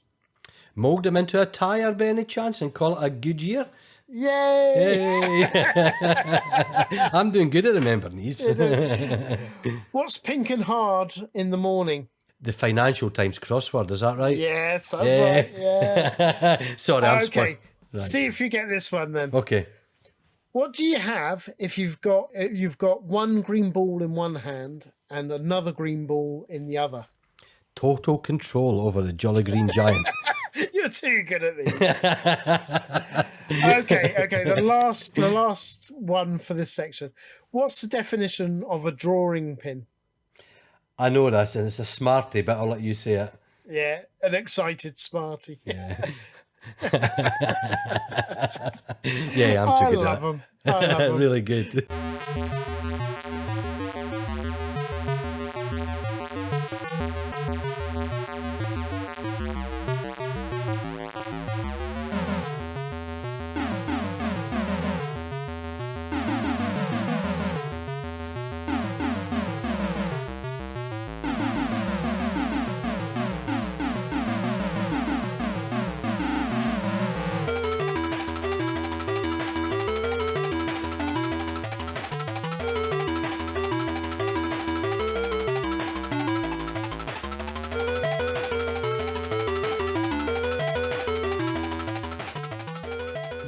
Okay, so go on, let's go on the next section. But yeah. Okay, so we discussed the chosen games, but there are many games missing that would we like to see these on it? Yes, we would. So we're just going to rattle through some games that we think would also be deserving. Or get your memory stick.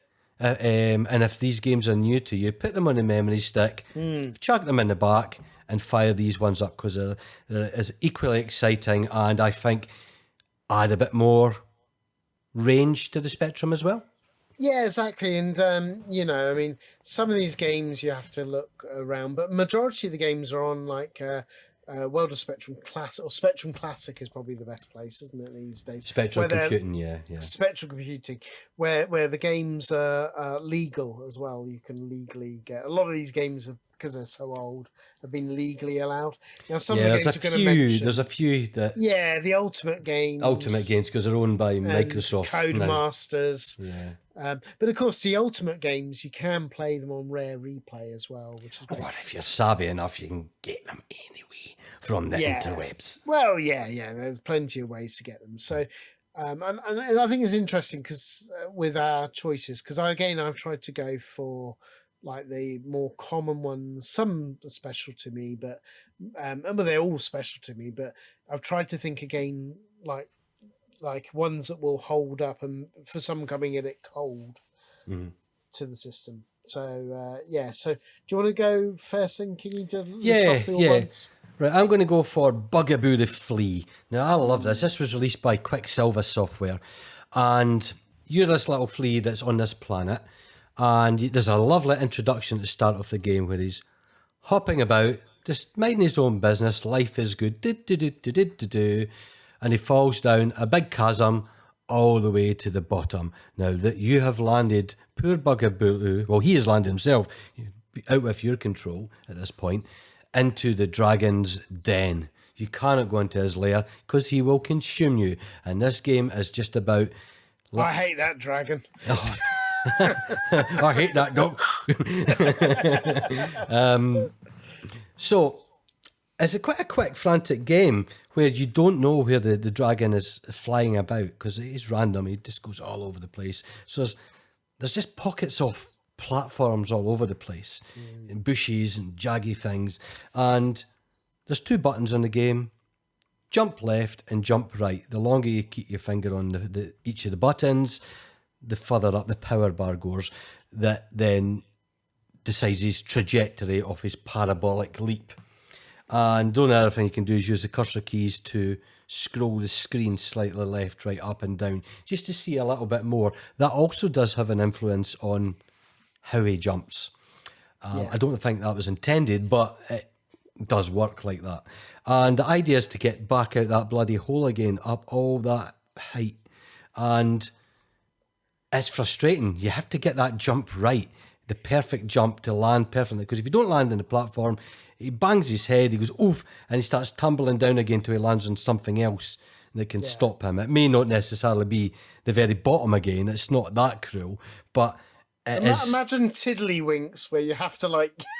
Brilliant. Suit him up, suit him up and get on ledge to ledge to get out of the hole. You got an idea how you're fighting the controls, but it's designed to be fighting the controls. It's by design. Now, it's fun leaping and fighting these controls, but the addition of the dragon brings fear into the game.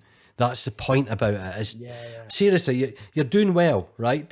I'm jumping quite fine here. I'll be out in a matter of moments, and then the dragon comes and just induces fear in you, and you do stupid and silly mistakes where you're like, oh, and you jump the wrong way and crash your head, and you then just have to run into a safe zone where he's snapping at you, and he can't. And it's good. He's at you for a little while. And then he gives up. Oh, I'll try another way. So you're right, quickly get out. And he's like, he sees you and he's like, oh, bugger, I'm out of here again. It's just, loved it. Now, like most people, when you were able to escape, I've done it about 5 times in my life out playing at 1,000, right? And, one time I played it, done it under a minute, like some people brag. Yeah, I done it. You just were in the zone. You fluked. In inverted commas, the jumping arc, got it right, nailed it, leap, out, done. And it's like, yes, never been able to achieve to that degree again. Sometimes it takes 5 minutes, sometimes it takes 10 minutes, sometimes never. The dragon consumes you. But this is simple gaming here, but there's a real heart to this game, a real soul, and I think this deserves to be on the list because of that.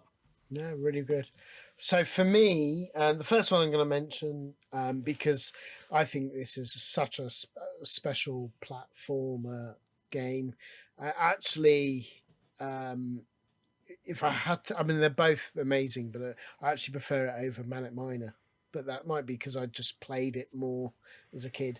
But Chuckie Egg came out in 1983, and it's just a phenomenal platform game. It's like an arcade machine come to life. I think it's just as accessible today. The whole purpose is you have to go through, collect all the eggs, dodge all the sort of like weird turkey chicken things, whatever they are. You get later levels where there's a bird flying around, like a massive bird. The levels are interesting. Progression is great. It's just another sublime platformer on the spectrum, and one that I would strongly recommend to put on that USB stick for people. Amen. One of the best games out there. I don't think any system had a bad version of it, apart from the Commodore. It wasn't quite as good, but it wasn't bad. It just wasn't as good as the other versions. Brilliant game. So what about you then? What's your second one? I'm going to go for The Pyramid. Now we've not. I don't think we've really covered that in any previous episodes. And No, we've done no. a lot of Spectrum games. So that was written by Bob Hamilton, released by Fantasy Software. I loved the clamshell cases back in the day. They didn't last the test of time. The spines cracked in them, didn't they? But Yeah. it just looked the artwork looked great, and it really appealed to me. And this is just a kind of modern Space Invaders take, where you control Ziggy in his little bubble spaceship, and you're in each layer or sub room of the pyramid, right? So you can imagine it: one room at the top, 2 rooms, 3 rooms, 4 rooms. The idea is to get to the very bottom of the pyramid, and there's 2 doors at the bottom of the screen on each level you're on, because it is a single screen game. So you can choose your own direction. So the simple thing is survive and blast the aliens. And I mean, it's a strange pyramid with just all these zany alien creatures that is in them. It's a case of survival until these gems appear. You collect the gem and drop it over the force field, blocking your exit out the door. And as you progress, there's more gems you require to open the said exits. But the excitement was the progression. You saw for each level completion, it went back to the pyramid, showed you a new route you were taking down. And it'll probably go from 1 to 32 across the bottom. So that's quite a lot of screens in the game. It was visually stunning. And I was just glued to this game. I loved it. And this is one for the shoot 'em up boys that probably played traditional scrolling or vertical shoot 'em ups. This challenges the shoot 'em up genre and gives you something slightly different. And I think I went for a period of thinking it was dated, and then going back to it in recent years thinking, this is amazing, as it always has been. So, yeah, it needs to be on the list. Excellent. So my next one is, we've covered it many, many times, but it deserves, there's few holes in this game. You get, in this 48 collection, is a Dizzy game, and of all the Dizzy games, Fantasy World Dizzy, which was the 3rd one, came out in 1989, was I think the best one to introduce people to the series. I think they're all great, but for those who don't know, you play an egg. It's a graphical adventure, so you're sort of picking up objects. And essentially, it's quite accessible because it's all based on sort of like fairy tales. So if you know your typical fairy tales, it gives you clues to what you need to do with some of the objects. All the puzzles are pretty logical with it. Great graphics, great music, and it really is. And one of the things we haven't mentioned is how. Well, we've mentioned how far your money could go with like magazines back in the day, because you get, particularly in the later years, so many games on a single tape. But you also had the budget labels. I mean, it must really confuse people that have only come from a console cartridge background. The idea that we could buy games for £1.99. That was like, put it in perspective for people. That was for me, I got £1 pocket money a week at the time. So I only had to save up for 2 weeks and I could buy a game. It really was special. And obviously when I was a little bit older, I also did sort of like paper rounds and other things to supplement my other money. Things. Did they happen to be down by the docks by any chance? No, but strawberry pickings and the berries, as we called them, the berries and the potatoes. Oh my god! I also did the. There was a golf course near us, so I'd go and collect up all the golf balls that had gone into the road, like out of bounds. I bet like Horace goes skiing but collecting golf balls. Yeah, exactly. Yeah, and then I would sell them back to people, the golf balls. So that was a good money earner. So there was other ways I would feed my gaming addiction habit. But yeah, no, Dizzy 3. I think it's the best introduction for people. And I really urge, to people new to the Spectrum, to try it because I don't think you get quite the same feeling from like the C64 versions and things like that. It just that might be my nostalgia at play here, but I just think it was designed really for the Spectrum. Yeah, good choice. Right, for me, I'm going to. This is probably my most predictable one, and it would be Night Lore. Now, there's Fairlight's already on the collection. Yeah, the collection, but Ultimate's Night Lore really did kick off this. I mean, albeit Atic Atac was there with his isometric look prior, but the Filmation engine paved way for 1,000 clones, didn't it? It was ahead of its time. Yeah. Incredible game where you play Saberman following his quest on the 2D Saberwolf. He's got the amulet together, but it comes with a curse. It makes him turn into a werewolf. Now, the game had a day and night cycle on it, and it changed you between Saberman and the wolf at night. So you are running along Castle Night Lore, trying to find the old wizard for a cure for this curse. Now, there's so many obstacles in the game. Yet again, a bit like Avalon, it was very minimalistic. So you're only getting a few bricks, portcullises, other doors, and moving blocks, platforms, wandering ghouls, wee jelly blob things bouncing about. Things will kill you. And you had to figure out many times how to get up to a door on a higher level. Whether you had to collect objects to pile them on top of each other to leap on them to get through the higher door, or just generally combat this new feature of working in 3 dimensions, right?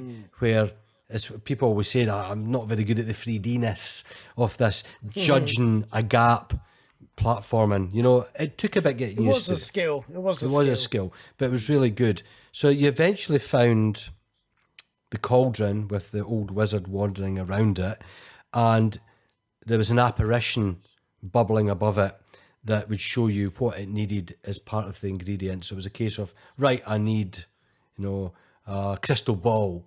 So I need to find a crystal ball in the castle, take it back, plop, and it would show another thing. Never, though, enter that room when you're a werewolf as a protection spell against lichens coming into there. The apparition comes to you, flies, zips towards you, makes a beeline towards you, and kills you. So don't go in there, wait till day comes and you change before you go in. Visually impressive, technically marvellous, ahead of its time, and I think changed the Spectrum's landscape in terms of quality, because it's not just the game itself, but in the terms of the box that and the packaging that games come in. Ultimate really created, for me, the first AAA games. Oh, they were. I mean, they were on another level. And of course, I mean, all our listeners know, but in case there's people that don't know, Ultimate Play the game that was just so ahead of the curve, really, in all of their early titles. They suddenly left the Spectrum scene because they basically discovered the Famicom and decided that was the future, and they became Rare.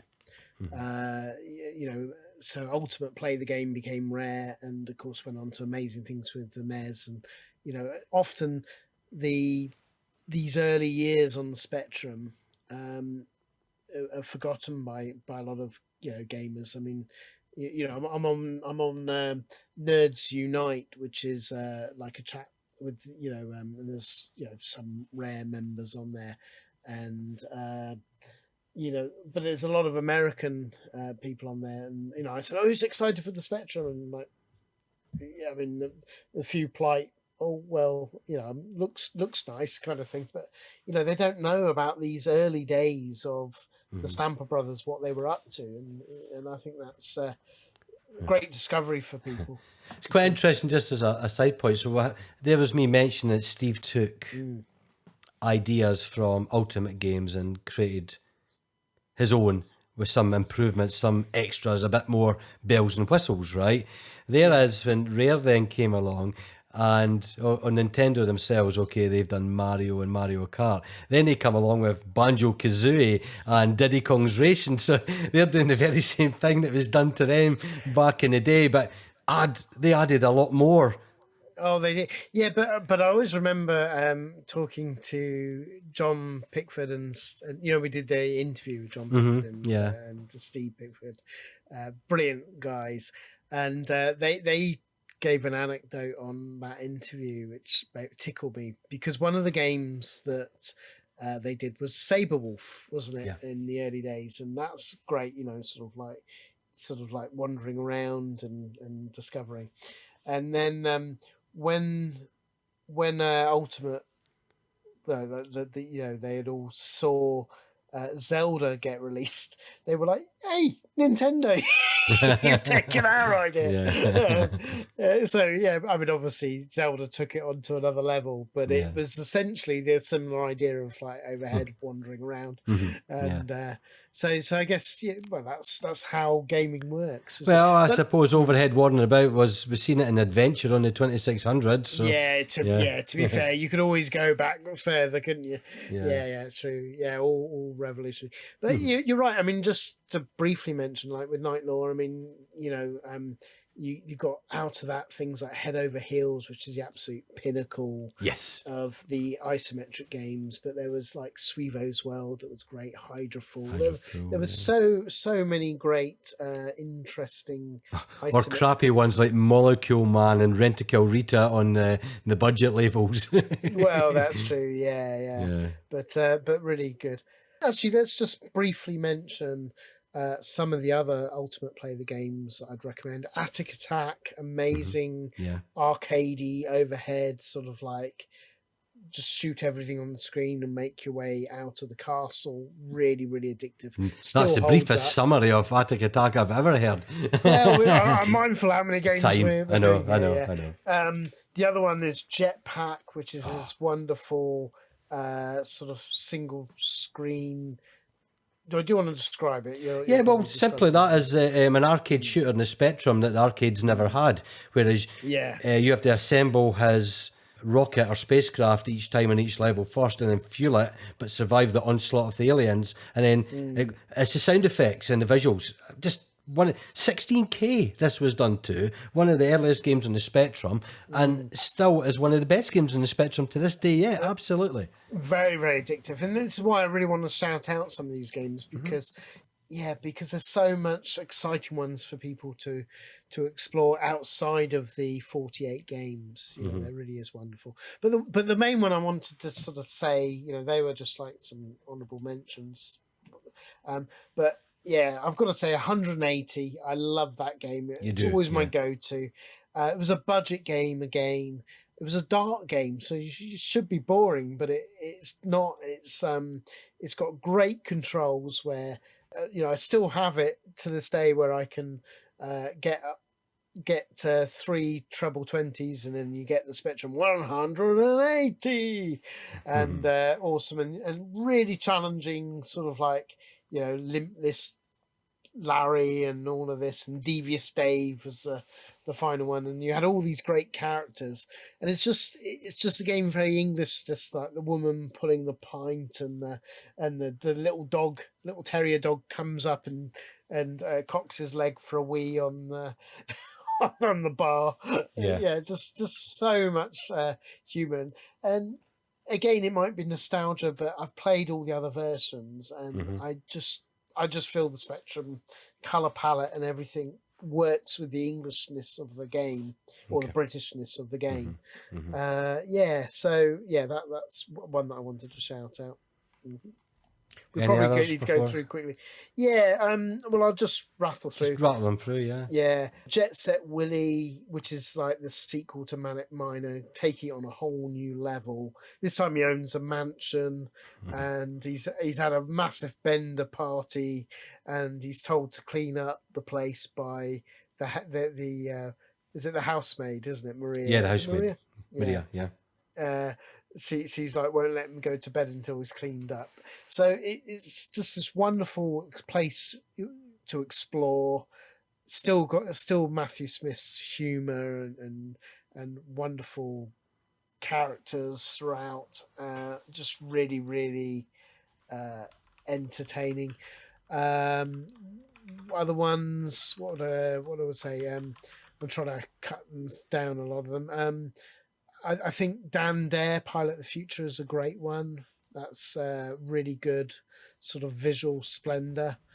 I love the Garfield and Snoopy ones. That's really, really good, where they're like comic books come to life. Yeah, they capture the monochromatic newspaper clipping of the actual each of these cartoon comics. Brilliant. And I prefer them over the Amiga versions because the color actually takes it away from that black and white newspaper. This feels like the comics, brilliantly drawn as well. I mean, they're really sort of like captured. Yeah, I mean, there's just so many, isn't there? I mean, I probably will do. That probably will do. We'll put a note of the of some other games, and maybe on the video version I'll put some other clips of some games in the send off music. But yeah.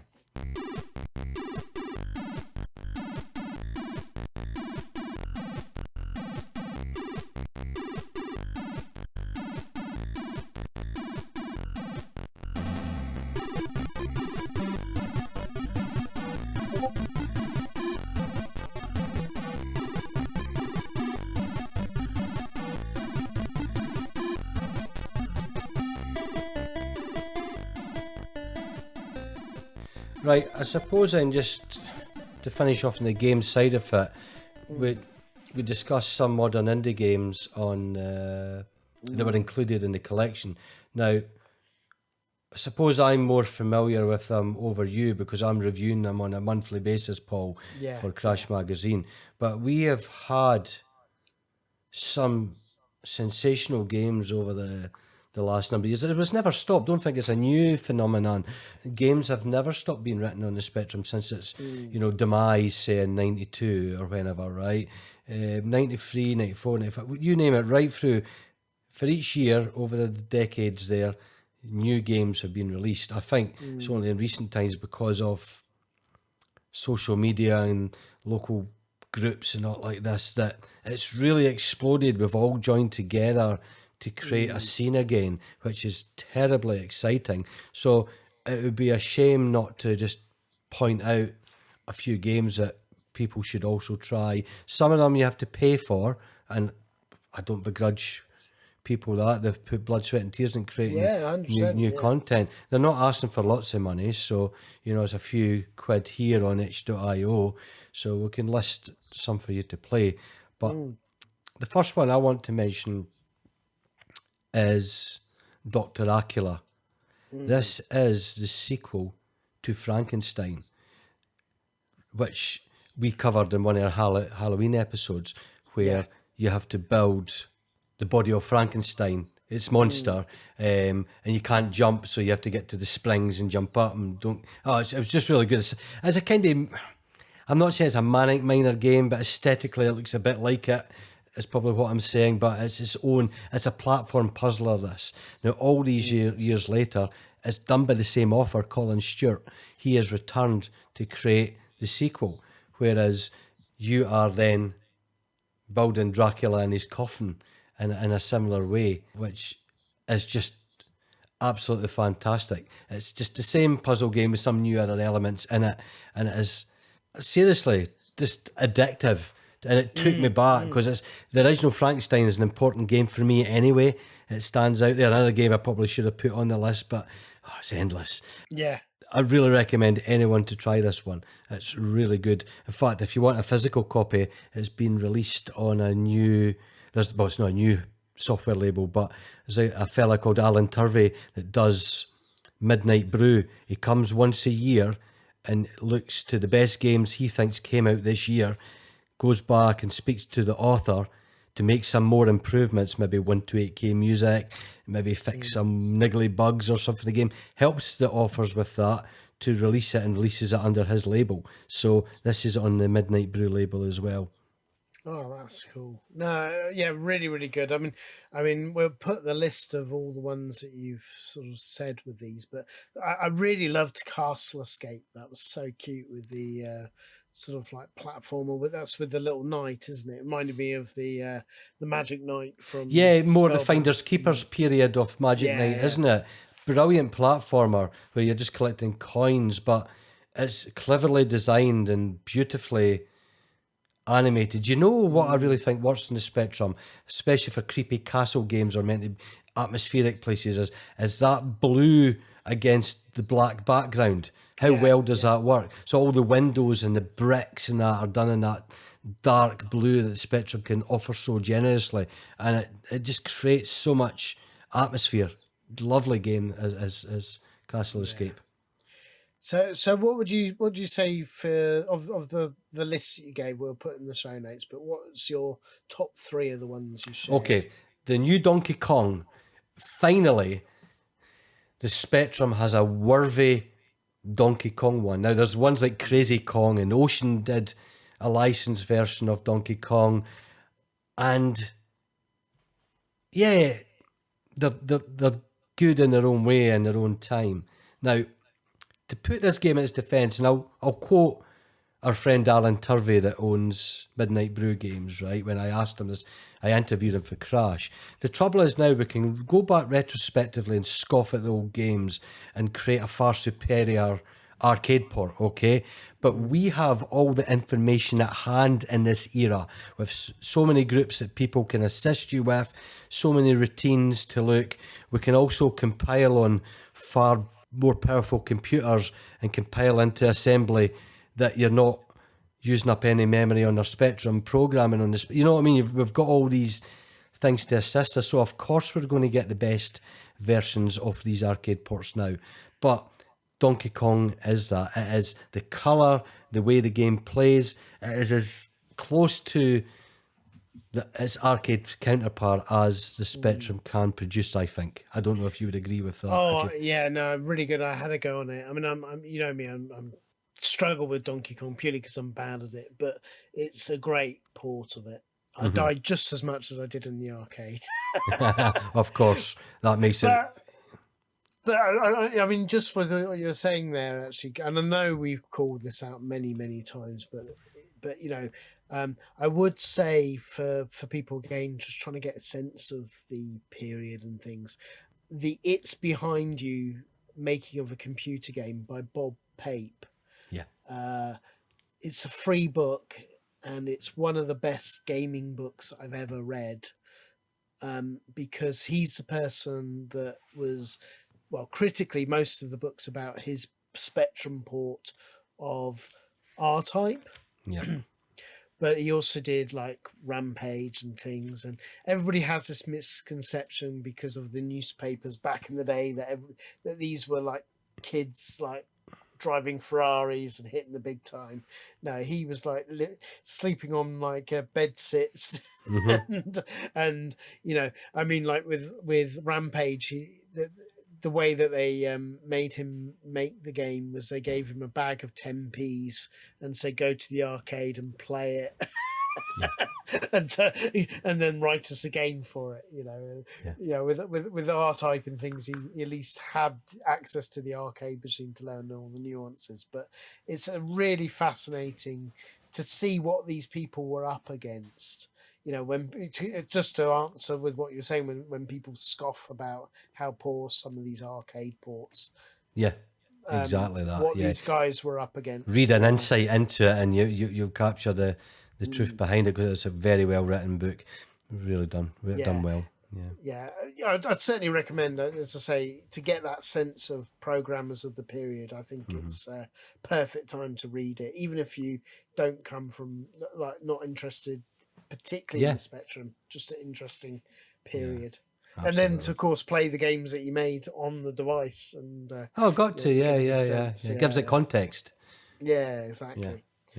And just to sort of like add with that though, just to briefly mention some of the arcade ports, not in depth, but you know, I mean, of course, Chase HQ is sublime on the Spectrum, such a great version. You've got to mention that. Renegade is amazing. That version, I think you've alluded to, is better. than Yes, I think arcade. it's better, more accessible than arcade, therefore a more fluid game. I think it. I mean, Yeah. I go back and play Renegade all the time, and I'm not one to go back and play arcade ports that much because MAME is there. But that is, I'll never play Renegade on MAME. It's fiddly. This is perfect on the Spectrum. And same like Enduro Racer, that's a fantastic version. Yeah, Operation Wolf was amazing. And well, remember I'd mentioned it just a couple of episodes ago from Arcade Club. Is Motos is a brilliant version on the Speccy. It's really, really close to arcade, really playable and enjoyable. Yeah. So I mean, fascinating, sort of like great arcade versions, and of course for me that was my way of playing a lot of these arcade games. I didn't know with some of them. Yeah. That they were even arcade games, some of the more obscure ones. And that was my way of going, accessing these games. Sure. Right, just a couple of more on this indie list then. I would probably go for, I'm just trying to think what would stand out here. Aliens Neoplasma, the series, but in particular Aliens Neoplasma 2. So yes, it's loosely based in the Aliens universe with the xenomorphs, and it continues along the story where you're controlling the main protagonist. And this is such a stunning, it's not just a run and gun game, but it's an action adventure where it's up there with the type of game I want to play. That's the best way to describe it. It's got a number of modern considerations, game save states and stuff like that with it, but just a compelling storyline, great locations, fantastic music, and the animations are just jaw-dropping. And these games are done by there's a huge sect of Russian programmers that are so talented on the Spectrum that they create games like no one else. You just have to give them their due for that. They have mastered this device to the point they're pushing it to its extreme limits of what this machine can handle, and they're delivering games that if that came out in Crash, you're talking it's going to get 98-99% as a game. That's how good it, you know what I mean? That's how the quality of it is, and the finesse, the polish, the craftsmanship of creating such a game. There's no way they could have made these games back in the day. It's with all the the modern information that we now have that we can share that allows people to do this. But these are so good and stands every out. time you're like, how is this working? It works on real hardware as well. It is amazing. It really is amazing what they achieve. For sure. Yeah, but the list is endless, Paul, of games. I mean, I've got Cesare the Somnambula, Sleepwalker, that is, but that's a great game where you play a guy that's been woken up from the dead and you have to wonder what the hell's going on, top down, wandering about like Zelda. It's sort of Zelda, thing. It was quite good. I wanted to get into that a bit more. You're right, there's a brilliant lineup of stuff. Yeah, it's endless. I mean, it is a case of, get online, there's lists everywhere. You can go into Spectrum Computing and put a year in and see what games came out in 2024. Go into itch.io, see what people are creating there. And the brilliant indie retro news is always up to date with the latest games coming out. Or, of course, subscribe to the Crash magazine and read all the reviews. Yeah, it's the best way to do it. So, it's... What's the one that was done by the guy who did the Brazilian guy? Yeah, so you're on Bruxelico. That one I really want people to try. Again, you have to buy it, but this guy has really... Is it the same guy who did the It's the same guy? Yeah. I'm getting tired now. Was it TQ? TCQ. Triangle, circle, square. Quad. Sorry, quad. TC. Try quad. Yeah. But anyway, that was it Bruxelico? Whatever. Bruxelico, because the X is a sh sound and. Yeah, that is an amazing experience. So what he's done is it's again a brilliant puzzle platformer, beautifully done.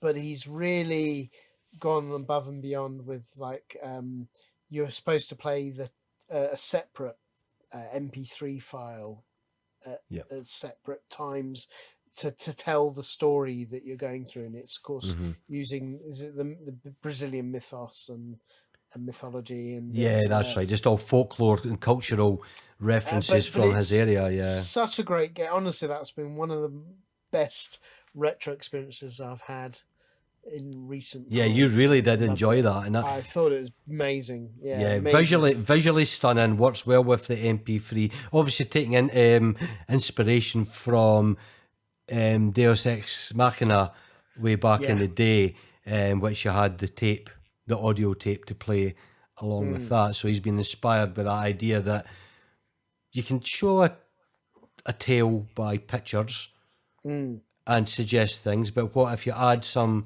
narrative to it and give it more deeper context? It's just wonderful. It merges together really well and is a delight to play. Really good lineup there. So and this is what I think is so amazing with the Spectrum. It really is an exciting library to dive into, even if you don't have the nostalgia. And I appreciate a lot of these games that even on that 48 list, there's ones you're probably, if you come at it cold, just dismiss out of hand. I mean, I love like Atic Atac and Where Time Stood Still, and The Great Escape is amazing.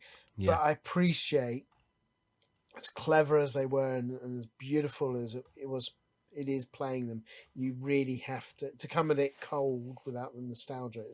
It's quite difficult to appreciate it these days. You might appreciate from a technical standpoint, but will struggle to play because it just feels fiddly in today's world. I've seen many people trying to sell them on it, and they've just never broken through with them.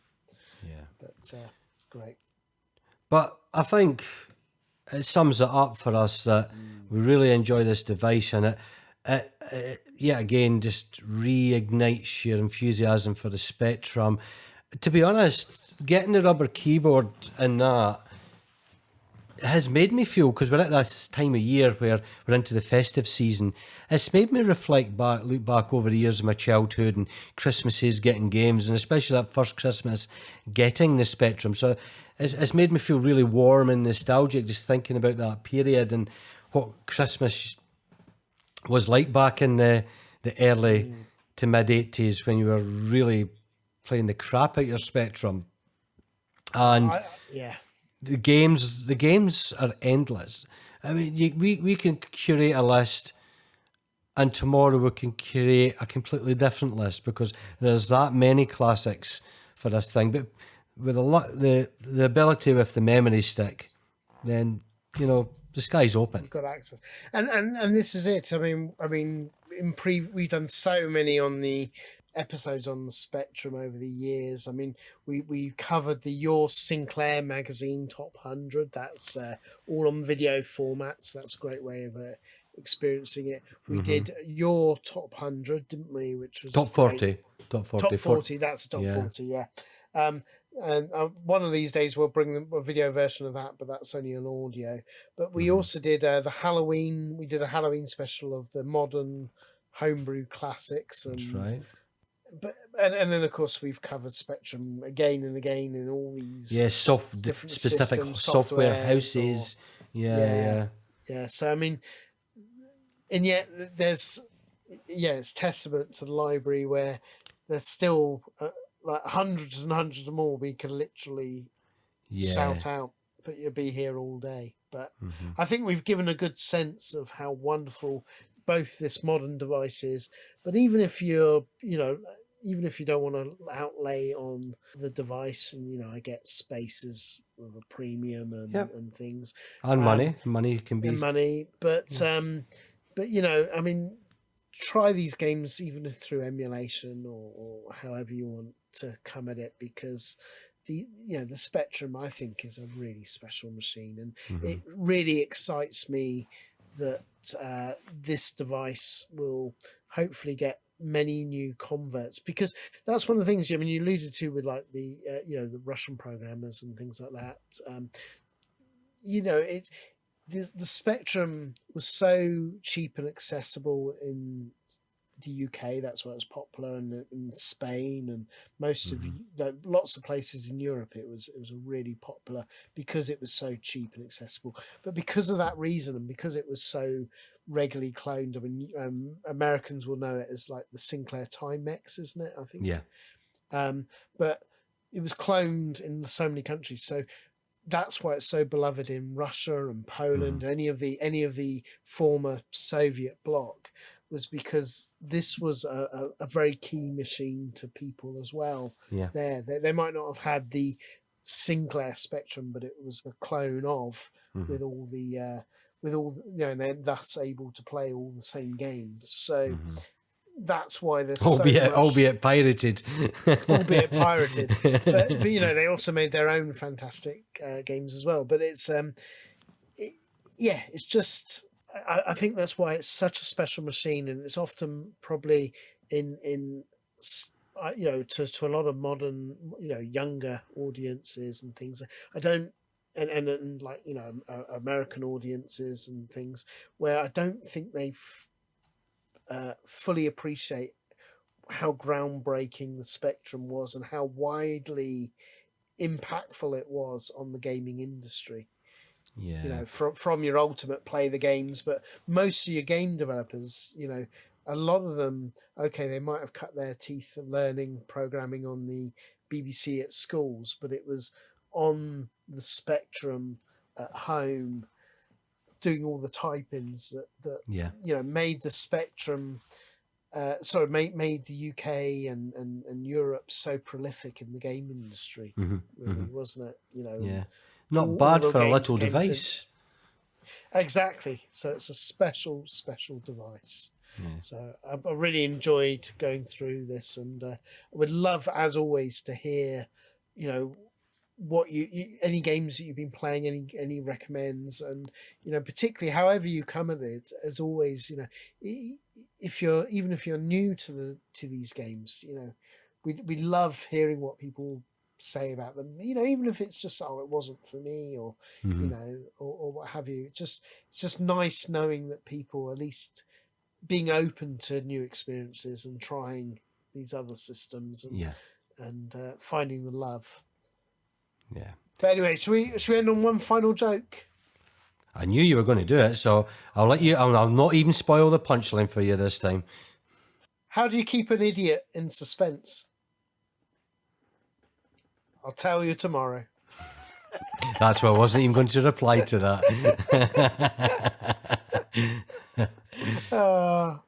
Well, it's been fun, hasn't it? Yeah, it's been good fun. Really enjoyed this one. Yeah. Right, so thanks, Paul, for joining me in this. I've been loving it, and I'm going to play it right over Christmas and have great fun with the system. So, same here, yeah. And I know a number of listeners have already got it wrapped and under their tree, and they're not taking it out to until Christmas. Regret I didn't do that, but I just couldn't wait. I used the excuse of, I've got to play it for the podcast, didn't I? But the real truth was I couldn't wait. Yeah. And we didn't tell our listeners I was a sulky bear, because it originally Amazon said it was coming on Thursday, so it was the day before yours, wasn't it? Yeah, that's right. And then they changed it. It's coming on Friday, and then it turned round and said, we tried to deliver it, they bloody well didn't. And then suddenly it was Saturday, and we tried to deliver it, but they bloody well didn't. And then after saying it, like a couple of hours later, say they tried to deliver it, it turned up. So. That annoys me, that one, when that happens. Yeah, you weren't in, you didn't come, and then oh right, you're here now, are you? Yeah. Yeah, somehow managed to find it now, did you? Yeah, so amazing. Amazing. I was a sulky bear, but I'm very. Oh, by the way, mine's right. Well, even though I said, I'm not in the delivery window, leave it with a neighbour, I changed it on the app. Okay, they threw it over the back fence. Really? I was like, no. Wow. I was like panicking because there was a bash in the corner of the packaging box, not the games thankfully box. not the actual games box. Yeah, and it was like, shocking. it was all right in the end. I was like, oh, fucking buggers it there, you know. I said leave it with a neighbour, but hey ho, it's I've got it, it's working, it's great fun, and yeah, I'm going to have fun with that. So top stuff. So thanks again, Paul, and thanks everyone for listening or viewing. If you're watching the YouTube channel, please subscribe if you haven't already. It always helps raise our profile because we're just a fledgling channel in that respect. Always predominantly will be a podcast, but you know, it's always nice to offer the other side. That some people like viewing as much as they do listening, give a bit context to the games and that. But anyway, until the next time, Paul, take it away. Until next time, keep it retro. Bye-bye.